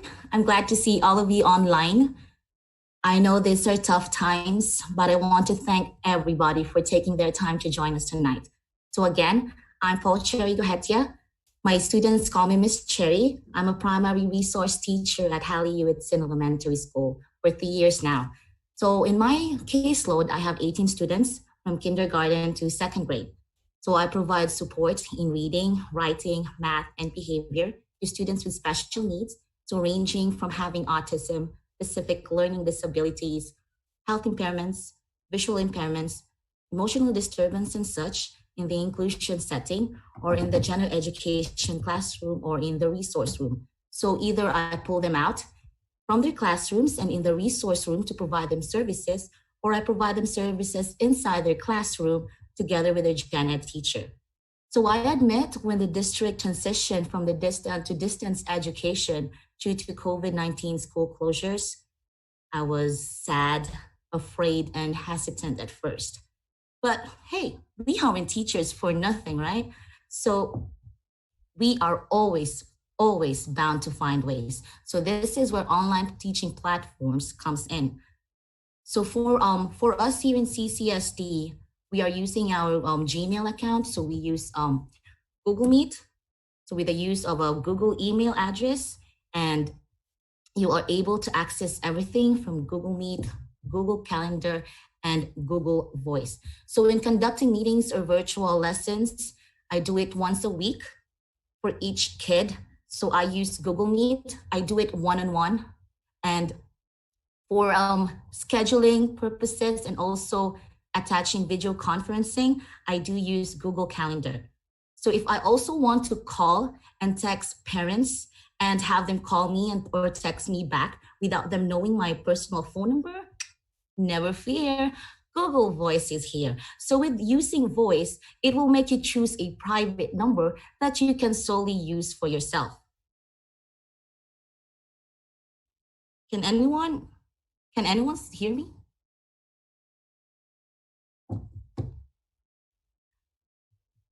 So moving on, so we schedule it through Google Calendar and also using voice. So this is, once you log into your Google account, this is what you will see. So you have everything, every access there, you'll be able to see everything. And then this is what my Google Voice looks like. So you'll be able to call, send messages. You can also be able to save it. You can also do a lot of stuffs like saving phone contacts and such. There are also other digital platforms that I use. So when sending parent communications, class messages, creating classes, and also assigning activities, I do use ClassDojo, Seesaw, and education.com. So for Seesaw, one, you can also like save the application, just download it from Google Play or in the Apple Store, or you can also use your web browser. So you can just go to web.seesaw.me. So you sign up for free. So this is what my Seesaw homepage looks like. As you can see, I have my name on the upper left corner. What you see with the E-word families, that is an example of one of the activities that my students did and submitted. So you can create classes. Since I have kinder, second grade, and first grade, I do have them there. If you have more than that, please feel free to click on create new class. So when students need to sign in to their Seesaw app, all they need to do is give them their home learning code so that they can complete activities, view their journal, and view announcements. Students will not be able to see each other's work. So they each have their own password. Each student has their own password. You can print them out. You can download codes and send it to the parents or the students if they know how to access their any online platform that you actually set up for them. So basically, you can actually choose from a lot of stuff. Most teachers here also use Google Classroom, since it is can be connected to the Google email address. This is also ClassDojo. So this is the website or homepage. The classdojo.com is also for free. And then when you actually log in, you'll be able to see demo class. And then since school year already ended, so I don't have my classes visible anymore. So when you hit the demo class, so this is the school page or your own homepage. And when you click the demo class, you're gonna be able to experiment, explore the whole thing with the names and such. For example, we have Beyonce, Denzel, Jennifer. So those are makeup names. So you can post portfolios, you can post class stories and messages. You can also invite parents. So for this one, classroom management is never neglected. So you need to have proper expectations beforehand, always communicate to parents. And then ClassDojo has a very nice platform because it allows you to give ClassDojo points. So if, for example, Jennifer actually has been working very hard together with moms or parents assistants, you can actually give her points like being on task or working hard or participating. So that's 3 points already. And you can have like a weekly participation or a weekly raffle or a weekly games like they call Fun Friday. You can always do that. So that whoever of what student who gets the higher number of points for that week, they will be lucky to have a prize. You can also do that with ClassDojo points. And when you text parents, example here, there's a lot of people actually talking different languages. So once you text parents through ClassDojo messaging, it actually automatically translate it into a lot of other languages. So if you said, if mom is talking Portuguese, you can actually set it up for Portuguese. So you text in English, but then mom receives it in Portuguese. They're easily translated. It's so good. You can also grab worksheets from education.com, but if you want to have the whole package, like for example, having classes, assigning assignments, setting due dates, you need to have a monthly premium contribution or subscription for that. But basically all of that I mentioned are free. So grab it, utilize it, they are at your disposal. So for the problems encountered, I know I have seen a question a while ago that talks about any friendly SPED online platform. So basically, we do have ULS and other stuffs being handy, but most of the time we use tangibles like flashcards, being creative, and there are some kids who are actually lacking access or have limited internet access for students and teachers alike. So that's one of the main problems that we have also here. Some students also don't have access or limited access to Chromebooks or other digital devices. Although with the internet access, the school district provided school buses that actually offers Wi-Fi. So it parks closer to houses, to different routes, and then the children or the families can actually get hooked up in the free Wi-Fi. So that's a very good thing.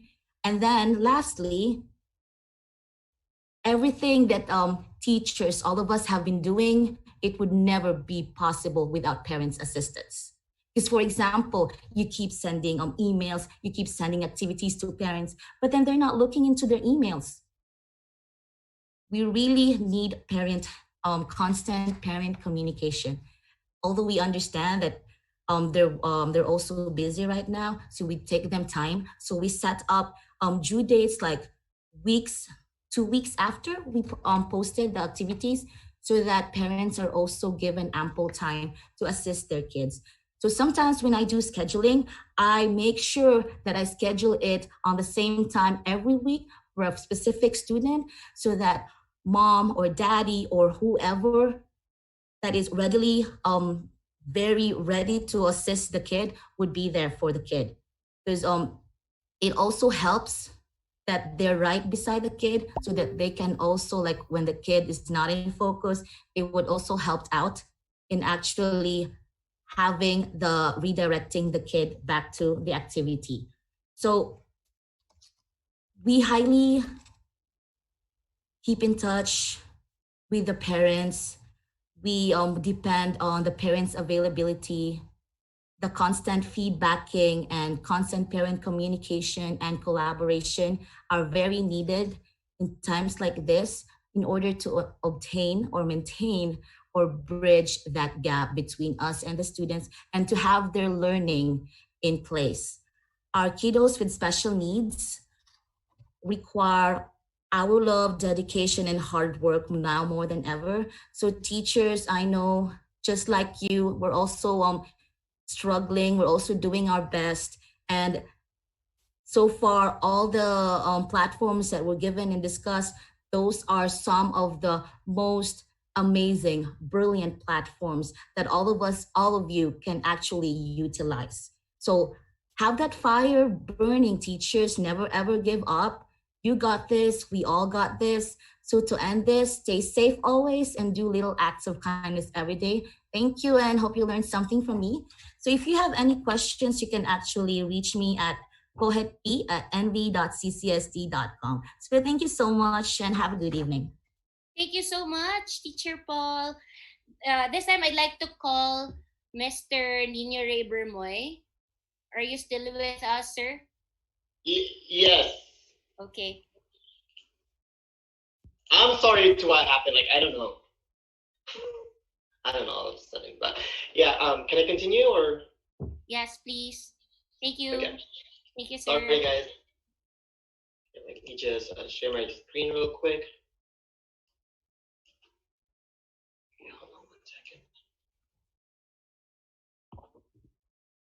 So I was just gonna go as to the part where I left. So basically, I used the Google Puzzle piece for the extension. So this one helps me a lot because when I set this up in Google Classroom, each of my kids, can you hear me? Chin? Yes, sir. We can hear you. Okay. All right. So the purple puzzle piece basically helps you, your kid. It's actually an accommodation for the kids. So if there is like a passage to read, they can click on that purple puzzle piece and it will read to them. Now, let's just say the parents are very busy. This one is a great tool for you. It helps a lot. Not just that, they also have, I'm not so sure if you see it on the video, but there's like an option for you to stop playing reading or pause or stop. And you can also, let's just say in a passage, like a medicine. So they highlight the medicine and they show a picture of a medicine. And then basically I ask my kids to read a passage, for example, for a second grade passage. And then I want them to look all the familiar words, write it down at the side, and then they can look for a definition by simply clicking on the word itself and then click on that button right there.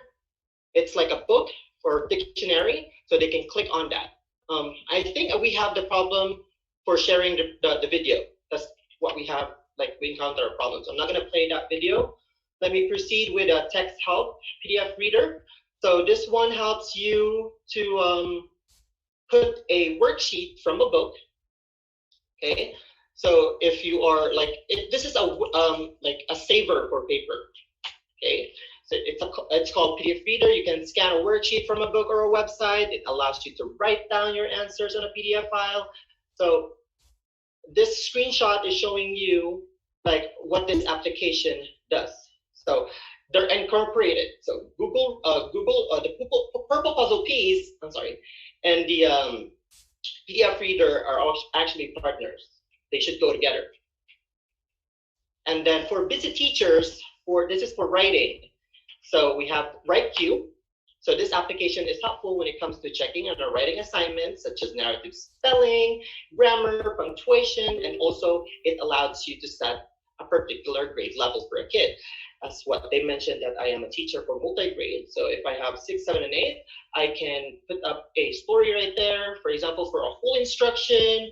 And then I'll ask them, I want you to write down a summary for this story. And I can set up a grade level for Johnny, for Sammy, because those are special ed kids. So they're different levels, all of them. So I also used a Fluency Tutor as one of my tools. So basically this is for reading. So it's a big help for struggling and reluctant readers, as well as students learning English as a second language. It's easy to use. All you need to do is just to pick a reading passage from the web or choose from that specific website. So I mean that particular extension, because there's tons of books right there. You can also choose a difficulty and you can assign it in Google Classroom. That's why I said a while ago that Google Classroom is my best friend. Now, of all things that was being mentioned by the teachers earlier today, you might say that, are they really sure that students can do that?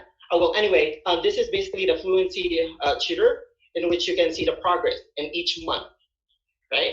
So this is regarding the fluency of a kid. So basically, once you assign a lesson, you click on the submit an assignment, so kids will read that passage and they will automatically correct them. Like, this is a wrong pronunciation, this is how you do it, and also teachers can see it from January, February, so every month you can see it. Now, going back, so do you think kids are really working? Now, let me share to you my secret power. So I have here a Go Guardian to make sure that kids are on task. So it's basically an eye back of my head. So each of the kids has their Chromebook in which they are connected to me. Oh, see, it's like I'm from the Naruto, you know, basically it's like a power, a shadow binding technique. So I can see their screen, I can lock it if they're like on Facebook or if they're on YouTube or whatever or whatnot. If I'm discussing something right there, and if they're not, if they're accessing something, I can just lock it. So I'm not gonna share to you this video because I might be gone. I don't know.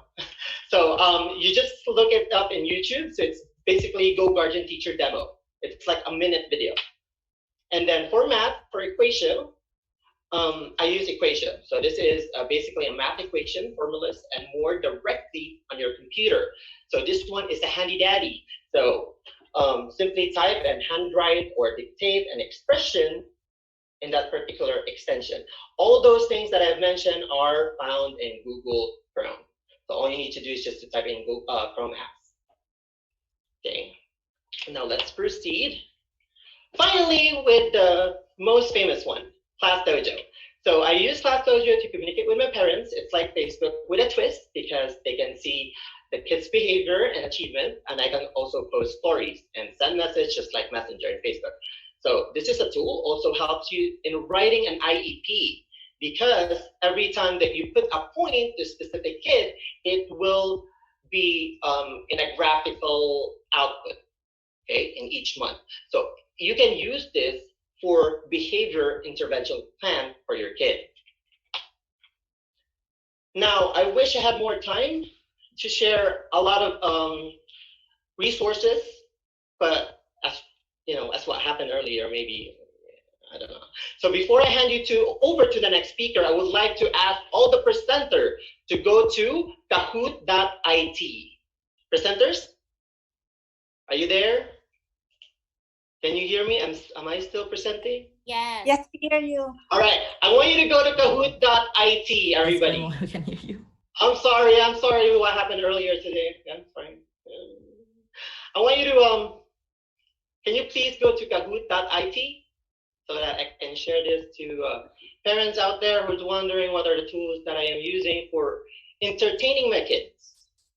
So basically, while waiting for the presenters to go to kahoot.it, let me share to you an application as well. It's called prodigy.com. So it's basically for math, for kids to be like fun. It's basically a character you You can choose a character, you can dress up the character, and you can kill monsters. So each time you kill a monster, there's an equation that you can, or there's a question that you can answer before you can kill that monster. For example, Johnny wants to kill that monster. 1 + 1. And if Johnny cannot answer what is 1 + 1, basically the monster can attack him. And I can also send them coins, and that way they can buy some things and stuff like that. So yeah, you can look it up on YouTube. So are you guys ready? So the code is, can you see my screen? Yes. Yes. Okay. The whole thing? 868. Hold on. Can So you it's show 868 4713? 4713. Let me close that. I'm sorry. Okay, we're in. All right. So I'm not gonna prolong this one. I'm gonna start in 3, 2, 1, go. Okay. What was this arcade machine called? That one. Is it Pac-Maze, Ghost Chase, Pac-Man, or Mrs. Pac-Man? Again, what? All you need to do, ma'am, is just to press it. Press your answer. Okay, is everybody done answering? Yeah, it's loading. Okay, I think the viewers as well joined, so let me just skip it. So there, it's Pac-Man. So you can see, and there's an opportunity for you to pause here and see if the kids are having wrong answers or whatnot. So let's just say, for example, let me see. Like after this game. Okay, that's Chini is leading. Let's go. Why does the chicken cross the road? Let's see. For her eggs, to get away from a wolf, to get to the other side. I love fried chicken. Answer. I'm gonna skip it. 3, 2, 1. Correct answer is to get to the other side. It's fun. It's engaging to the kids. All you need to do is just to have a perky voice. Okay, let's go next. So Ma'am Eva, you're leading. Okay, Speed Round. What does Hakuna Matata mean? Hakuna Matata. So I don't know the Disney song. I sing along. No worries for the rest of your days. Problem-free philosophy. 3, 2, 1, go! Okay. No worries for the rest of your day. Hakuna Matata, just like what we're experiencing right now. Hakuna Matata. Okay. What movie reference is this? What movie reference? Yes. Like, can I call you Jervis? And then it nice. says, I'm afraid I can't help you with that. Series Strikes Back, Iron Man, Wolverine, Iron Giant. 1, 2, 3, next. Okay, it's Iron Man. You remember that? In Marvels?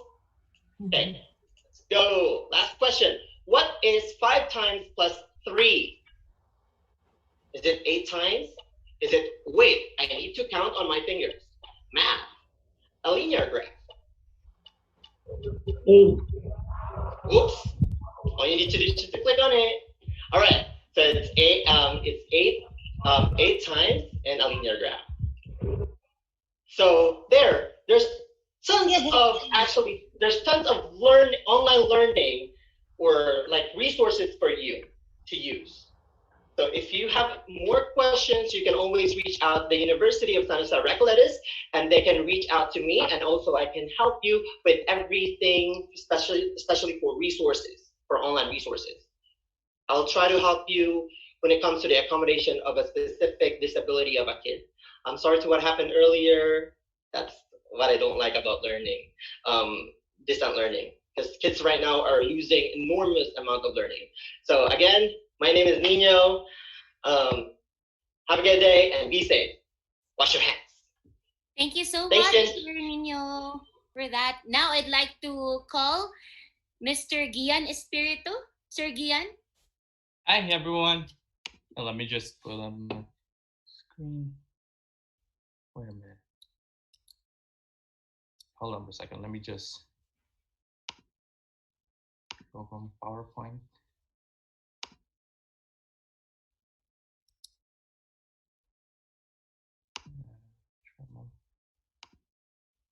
Okay.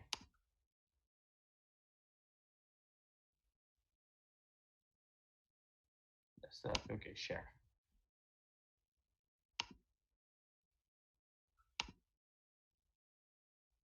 And press that. Okay, so can you hear me, Mel? Yes, sir. Okay. So hi everyone, I'm your third guest speaker for today. So let me begin. So yeah, I'm Giancarlo Espiritu. I'm a bachelor's degree in special education at USJ-R. I'm a master's degree in communication disorder. I'm a former faculty at special education at St. Isabel Moreno. I'm a former college instructor at University of San Jose Recoletos in College of Education Department. And I'm currently on my third year teaching as a special education teacher here in the US. So which part of the US? It's right here. It's Albuquerque, New Mexico, USA. See right there? Yeah, because some of my friends just want to tell me, why am I working in Mexico, which is I'm not. So it's New Mexico, not Mexico. So anyways, just a geographical graph. So fun fact about Albuquerque. So just this one. Albuquerque is the host of the largest hot air balloon festival of the world. So you can see some pictures I can show you. And there's the twins with the special shaped balloons. There's the whole family pic. And of course, you have to have a profile pic for your scenario for Facebook or any other social devices. So anyway, so let's go. So right now, I'm currently teaching at Pajarito Elementary School. So you can see me with the rest of the Filipino teachers here in our school. All of us are in the same program, which is in the autism program. So let's try to answer some questions today. So type of students I teach. Students with autism, so they are low functioning, nonverbal, and physically or they have aggressive behavior. Trust me, I'm a 6-foot guy, 200 pounds, but they knock me out. Next, what type of classroom do I teach? Well, I teach in a self-contained classroom with a maximum number of 12 students, but because of the physical aggressive behavior of the nature of my students, I have only 5 students from now, and I have 2 educational assistants by law that is here in Albuquerque. So I also teach multi-grade levels of 3rd, 4th, and 5th. So what do I do? What do I teach in online learning? So right now I'm teaching each student's IEP goals. Well, the main goals are reading, writing, math, career readiness. Or I could add additional topics like self-help skills, science, and social studies. Now, right now, and I have to stress this, right now for online learning, there will be no new lessons for all grade levels. So all you have to do is review on old lessons, like for example, you're in 4th grade and you're doing multiplication. So you just review multiplication. You don't go to the next lesson. You just go review, and the others past previous lesson. So, right, I said, just for now, no moving on, only going back and review lessons. In short, balikan mo. Balikan mo siya at isuri mabuti ang iyong pagkukulang sa lessons. Okay, I just missed Philippine, so that's why. So schedules for now. So right now, our district is requiring for each grade level 30 minutes for pre-K, 45 minutes for kinders and grade 1, 60 minutes for 2nd and 3rd. For 4th and 5th, it's 90 minutes. And for middle school, 30 minutes per class, a total of 3 hours a day. But for next year, if we still go for online learning, the time will increase. And for right now, I'm teaching at summer school. So I'm going to be teaching special education children for 3 hours. I don't know what's going to work, so I'm just going to make a schedule out of it. Because right now I'm just teaching like 90 minutes in my class. So what does the next school year bring to us? In our district, we have only 3 options. First is to go back to schools with modifications. It means that we go back to school with masks. We have to check our temperatures. Every 20 minutes, we have to wash our hands. Every 30 minutes, the janitorial will have to clean the bathroom. No lunch in the cafeteria, no recess, and social distancing will be required. Second is half in, half out. That means, for example, half of the students, you have 18 students, 9 students will come in through Monday and Wednesday. The other 9 will come in through Tuesday and Thursdays. When the students come in, the other students are there in their homes, but they're doing classwork. So they're just vice versa and so on. So that's the second of us. That's the second option for our district. Third is online until further notice. So right now, we're doing online.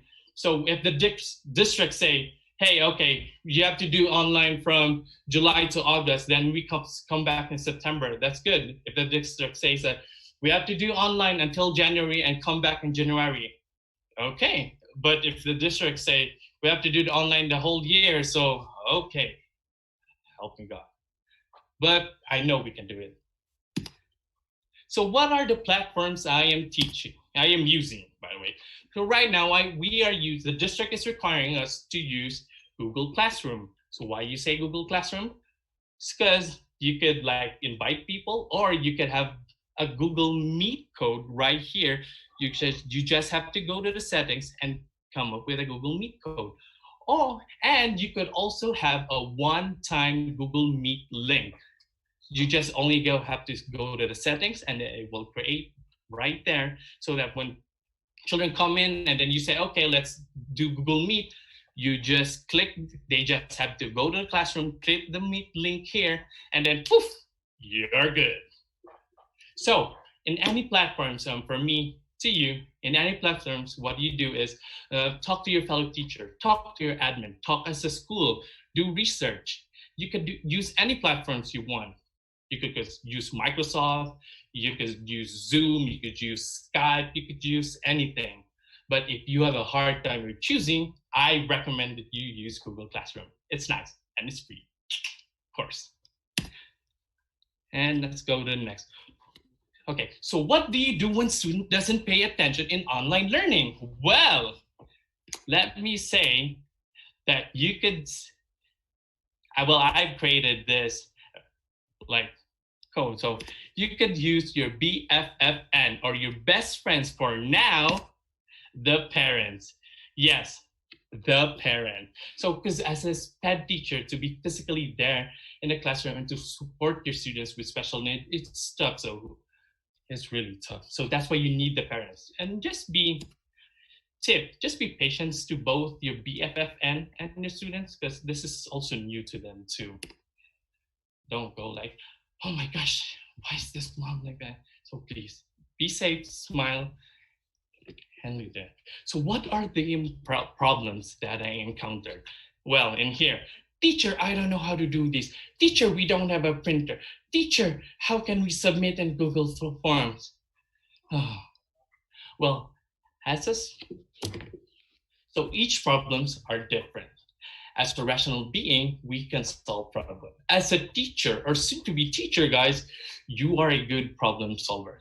So all problems you encounter, just take one step at a time, and the next thing you knew is poof, problem solved. So thank you so much, everyone. If you have questions, so please visit the COE hallway page and you could drop your question there and I'll get back to you. Okay, thank you. Have a good day. Bye-bye. Back to you, Chin. Thank you so much, Sir Gian, for that very animated discussion. Thank you, sir. Now I'd like to call the last speaker for this evening. I'd like to call Miss Joan Abarquez. Hi, Miss Joan. Hi, good evening, everyone. Hi, good evening, everyone. Can you hear me? Yes. Oh, okay. I would like to introduce myself. My name is Mary Joan Abarquez. I'm a speech therapist here in Lake Havasu City, Arizona. Actually, I'm handling high school with autism, Down syndrome, OHI, SLD, lots of students actually, because it's when you're a therapist, you will just not focus in one classroom like 13 students. We have caseload for 60 to 80 students, but during therapy sessions, we only encounter them for 15 or 30 minutes. So before I share to you what platform that I'm using, I will show you how our school district cope up with this distant learning and what how do we engage with our students even if we're in this pandemic. Let me see this.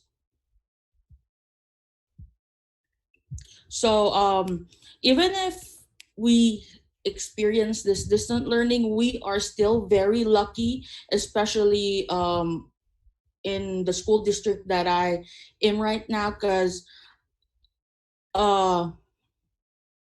since like they're very very supportive, like this one. Our bus driver, that's our favorite bus driver. Her name is Julie. So she deliver all the packets to the students who don't have internet access, students who don't have printers at home, students who don't have laptops. But our school district provided them Chromebooks. Our school district provided them laptops, but there are still students and some other parents preferred to have a paper copy of these packets. So every week we deliver, they deliver the packets, and I also email parents to what are they going to use for this week. And usually as a speech therapist, I can keep track of them by using boom cards. But this one, I'll share this to you first. This is what we're doing like for the first week of the pandemic. See, this is really, really nice because everyone is really working as a team. Like for this one, sharing, delivering free lunches to students, because students here from elementary to middle school would get free lunch and breakfast. Our high school was, even if they don't have the formal graduation where they need to walk down on the field, our admins gave this to them. Yeah, they're really really supportive. And this one, we printed this tarpaulin and posted it in our football field on this one too, like to make them feel that even if we're experiencing it right now, there's still, there's still part of this school year, because graduation is really really important, especially to me. I love graduations. And then so let me share to you what boom cards look like and how I use it to my kids. So this is a boom card. See, you can see a question: what is he doing? Is he reading or running? So if the student would say reading, it would say that it is a wrong question, it is the wrong answer. But if he click this, running, so that is the correct answer. So usually in a speech, I ask to improve their expressive, I usually ask them WH questions, why questions, how questions. I also have boom cards that do sequencing of events. I also have boom cards that have articulation with my initial, medial, and final. Now, boom cards, you can make your own boom card. At the same time, you can have some boom cards for free. Okay, so I will show you the link on how or where can you find boom cards. So this is the link for boom cards.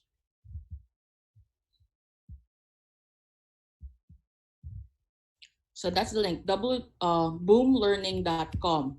You can have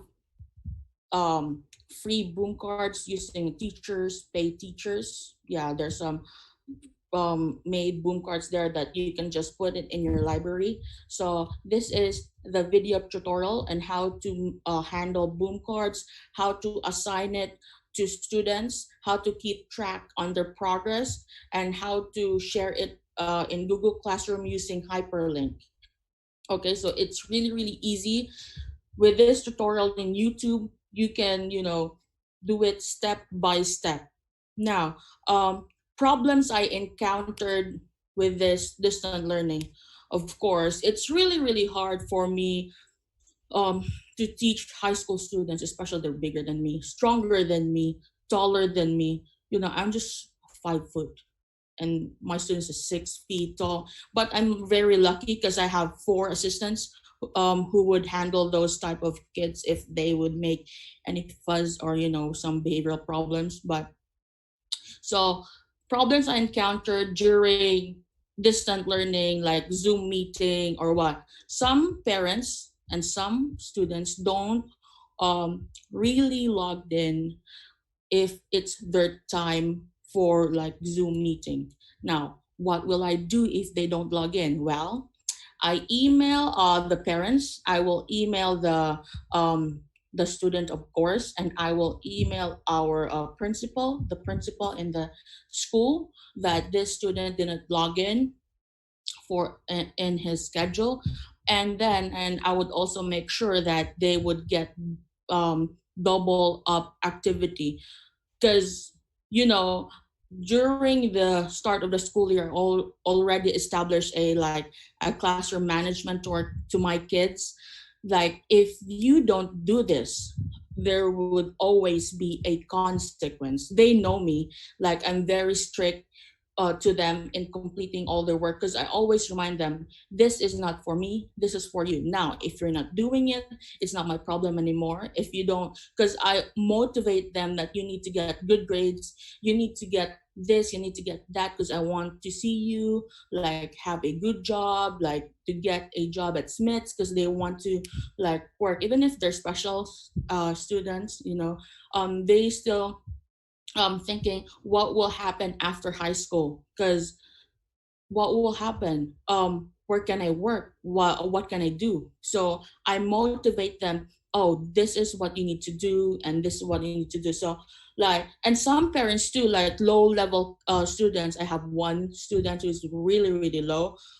The parent told me that the online or this distant learning is not really working for his son. So what I did was I went to their house. It's really not allowed, but I went there and asked how he's doing. So I gave like some cards for him, or even once in a while I visit that kid because he's really really close to my heart. And I just wear mask if I go to their house because and social distancing too. But there is a lot of stuff going on. Special education students have routines. They need to follow a certain steps to get adjusted. And with this transition, it's really really hard, not just for us teachers, not just for the parents, but most especially to our students. So some us and some other students, I also give them negative reinforcements and positive reinforcements, of course, for especially for high school. It really needs, but for elementary, I asked one of my colleague what she do for elementary. She would give them like extra to think of a game that they could use. So if they did it right, she could give it, but it's just a boom cards and some other link like the scholastics.com. They also have games that would really engage and improve students' vocabulary. It's really really helpful. And for students who can't read, scholastics.com also offer like someone would read it for them, and there would be questions that they will be answered. So I guess that's it. Usually there would be minor problems, technical issues, like as what they've mentioned a while ago, the passwords and the meeting ID is wrong or anything. But so far, that is like the main problem. Like some autism is not really getting any benefit with this distant learning. But I know we are trying our best to give everything to to let them continue this this learning. And I hope you learned something from me. And if you have any questions, like how IEP works here, what other resources, or I can share to you my boom cards in my library. I could share the link. Just shoot me an email. And if you have any questions on, like, just question how's the culture here. If you're in the Philippines, you'd ask, oh, maybe the students in the US is really, really different. Maybe they're like this or like that. No, don't, not every student is like that. So if you have any questions, just everything that would involve our involve for special ed, just let me know. Thank you and good night, everyone. Thank you so much, Miss Joan, for that sharing. Uh, this time, because of the time, it's already very late. Thank you so much for still staying with us. We have chosen two questions. We'd like to cater to all of your questions, but we just picked two. Anyway, you can just leave questions in our COE hallway page, and our speakers will get back to you. The first question is from John Christian Simon from DepEd City of Balanga. He asked if can you share some of your strategies on how to engage them in an online learning. Most of them lack focus. Thank you, USJ-R. This will be answered by Ma'am Eva, Dr. Eva Divino Gracia. Dr. Eva, Thank are you, you with us now? Yeah. Yes, I'm here. Okay, as we have discussed earlier, your instruction should be very interactive. So you could find first what interests your child. If your child likes songs, then you should start your classes with songs. Our presenter has shown Google Slides. So with Google Slides, you can produce interactive lessons. Through here, they have control of the answers. So you could like change the design of your slides to what is, if the child is interested with cars, then you could have the cars other designs. Now, also, you could not control how the child will pay attention to you. So sometimes you need to teach the parents on how to reinforce the child. Also, and another addition is you could also give reinforcement through your child by giving emoji images to your screen. After a lesson, after they give a response to your instruction, then you could present emojis to your screen.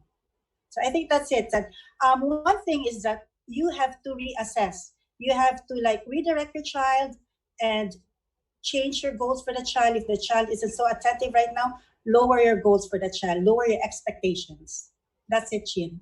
Thank you so much, Ma'am Eva. So again, catching the interest of the child and collaboration between the parents and the teacher. Thank you so much, Doc Eva. This time, the last question that we'd be answering now is this from Raymar Cliagas. Is it possible to conduct online classes with a large number of students, since in classroom setup we do one-on-one monitoring? This will be answered by one of our guest speakers from the US, Miss Paul Cherry. Go ahead, yeah? Hi, so in order to answer that, sorry about that. The answer would be yes. It is possible to conduct online classes with a large number of students. Again, going back to what Sheenie and I said a while ago, collaboration and constant parent communication is really needed. So you always have to have a specific schedule every time. Let all parents know about it. You need parents be informed on what activities you're actually planning for the kids and what exact time. For example, you send out class messages in ClassDojo. Tell them that, hey, I'm planning to do a virtual lessons with all of us. This is the time. Would everyone be available for that? If some of them will be responding yes, then you can go ahead and schedule it. Because most of the times parents don't check the emails or messages to them. So specifically if we have like 60 or 30 students, technically half of that will be attending it, but it is still very possible to conduct online classes with a large number of students. When it comes to one-on-one monitoring, you can actually monitor their activities in a separate way. Just like what Mr. Bermoy did a while ago, the Kahoot, that is a very good thing to actually monitor one-on-one learning. And also the boom cards that Ms. Joanne introduced or mentioned a while ago. So basically, you need to be creative in doing stuff, and also parent communication is really needed. Thank you. Thank you so much, Miss Paul. This time, I know it's really late. Thank you so much for staying with us. This time, I'd like to call our dean to give more information about our upcoming webinars and our COE programs. So I'd like to call again Dr. Justoni P. Babia. Sir Bob. Thank you so much. I'd like to call Sir Montano for this announcement. Sir Montano, please.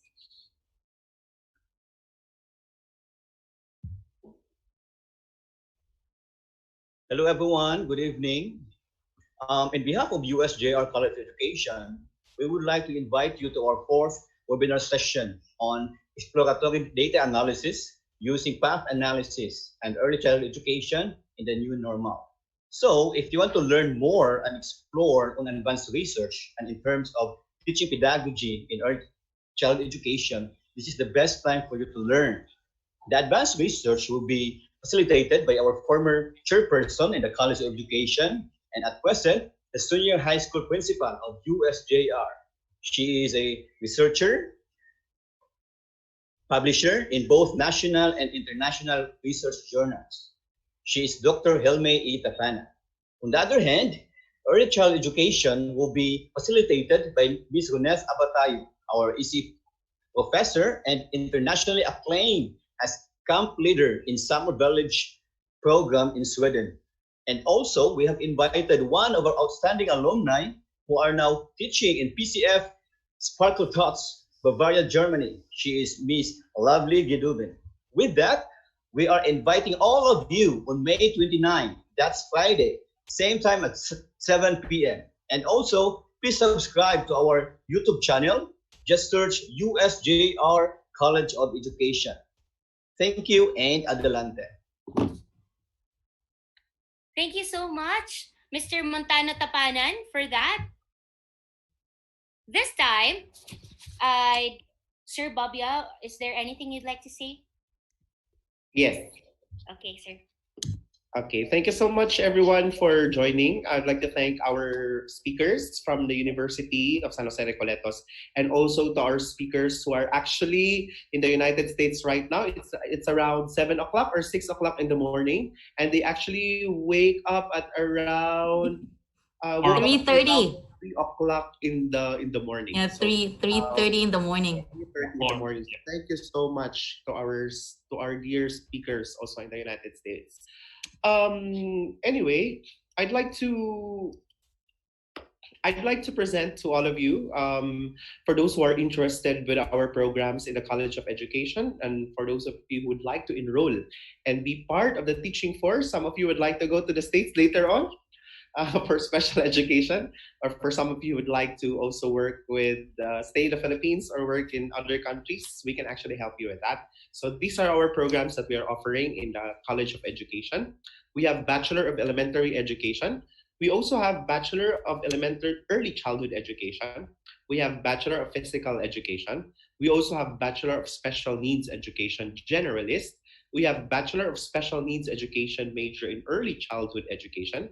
We also have Bachelor of Special Needs Education major in Elementary School Teaching. We also have Bachelor of Secondary Education major in English, Bachelor of Secondary Education major in Filipino, Bachelor of Secondary Education major in Mathematics, and Bachelor of Secondary Education major in Science.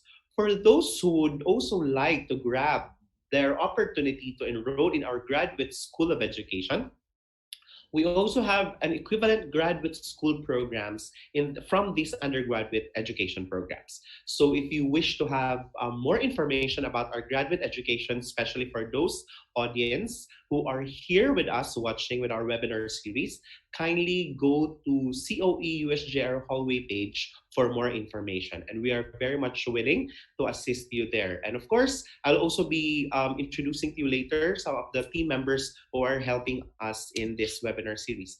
And for those also who are finished with their 4-year degree course, any 4-year degree course in a university, in a state university or college, if you want to become a teacher, then you can take our diploma in professional education.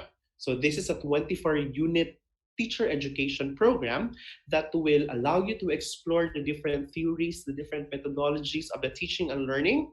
And once you're done with the 24 units, then you will now be qualified to take the licensure examination for professional teachers. And at the same time, for those who are practicing catechists, and you don't have any formation sessions about catechism, catechetical works, and at the same time you don't have any teaching and learning background or theory, we also offer diploma in professional education with concentration in catechism.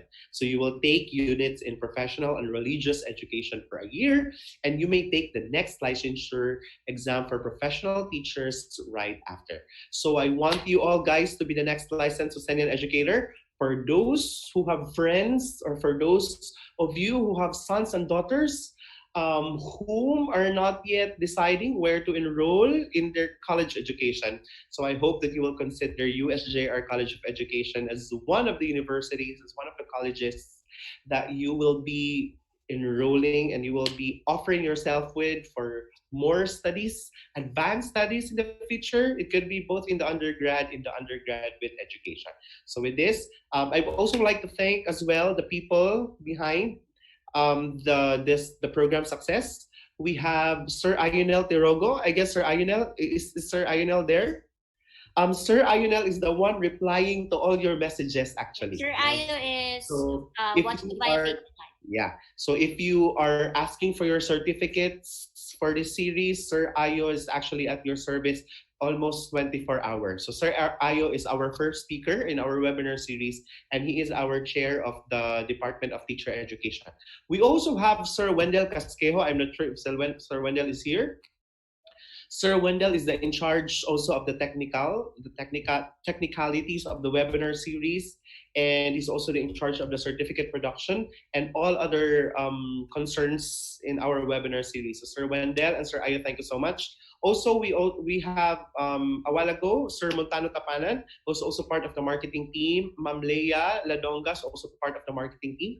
And of course, Miss Chini Benitez Aguilar, and Mr. Rex Villavenes. So I hope that you will be joining our 4th webinar series. That's our last webinar series for the month, and the topic is very, very contextualized and highly specialized. That's about exploratory data analysis using path analysis. So I'm not sure if for some who are familiar with Minitab, you can actually bring Minitabs with you. For those who are familiar with Minitab, but for those who are not familiar, it's okay. But our brilliant speaker will actually explain more about it.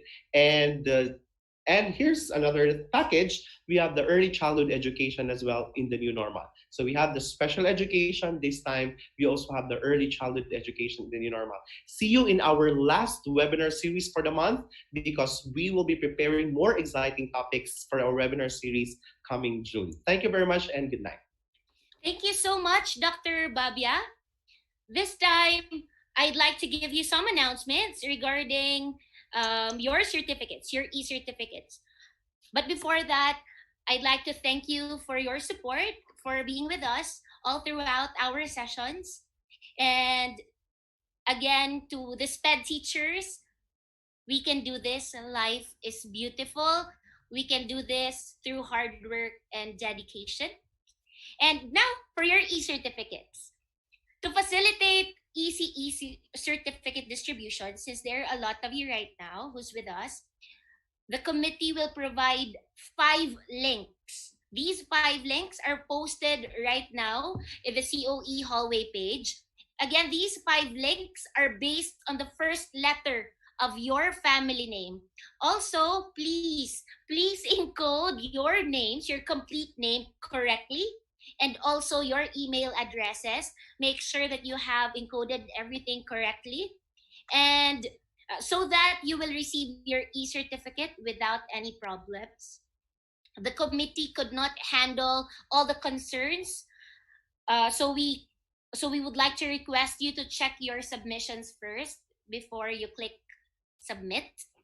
And please complete your respective form within 30 minutes only. Again, within 30 minutes, because the link will expire. No more entertaining of e-certificates after the time indicated. We are hoping for your understanding. And again, thank you so much for being with us with this particular session on special education in the new normal. God bless you, everyone. Keep safe, stay healthy, and good night.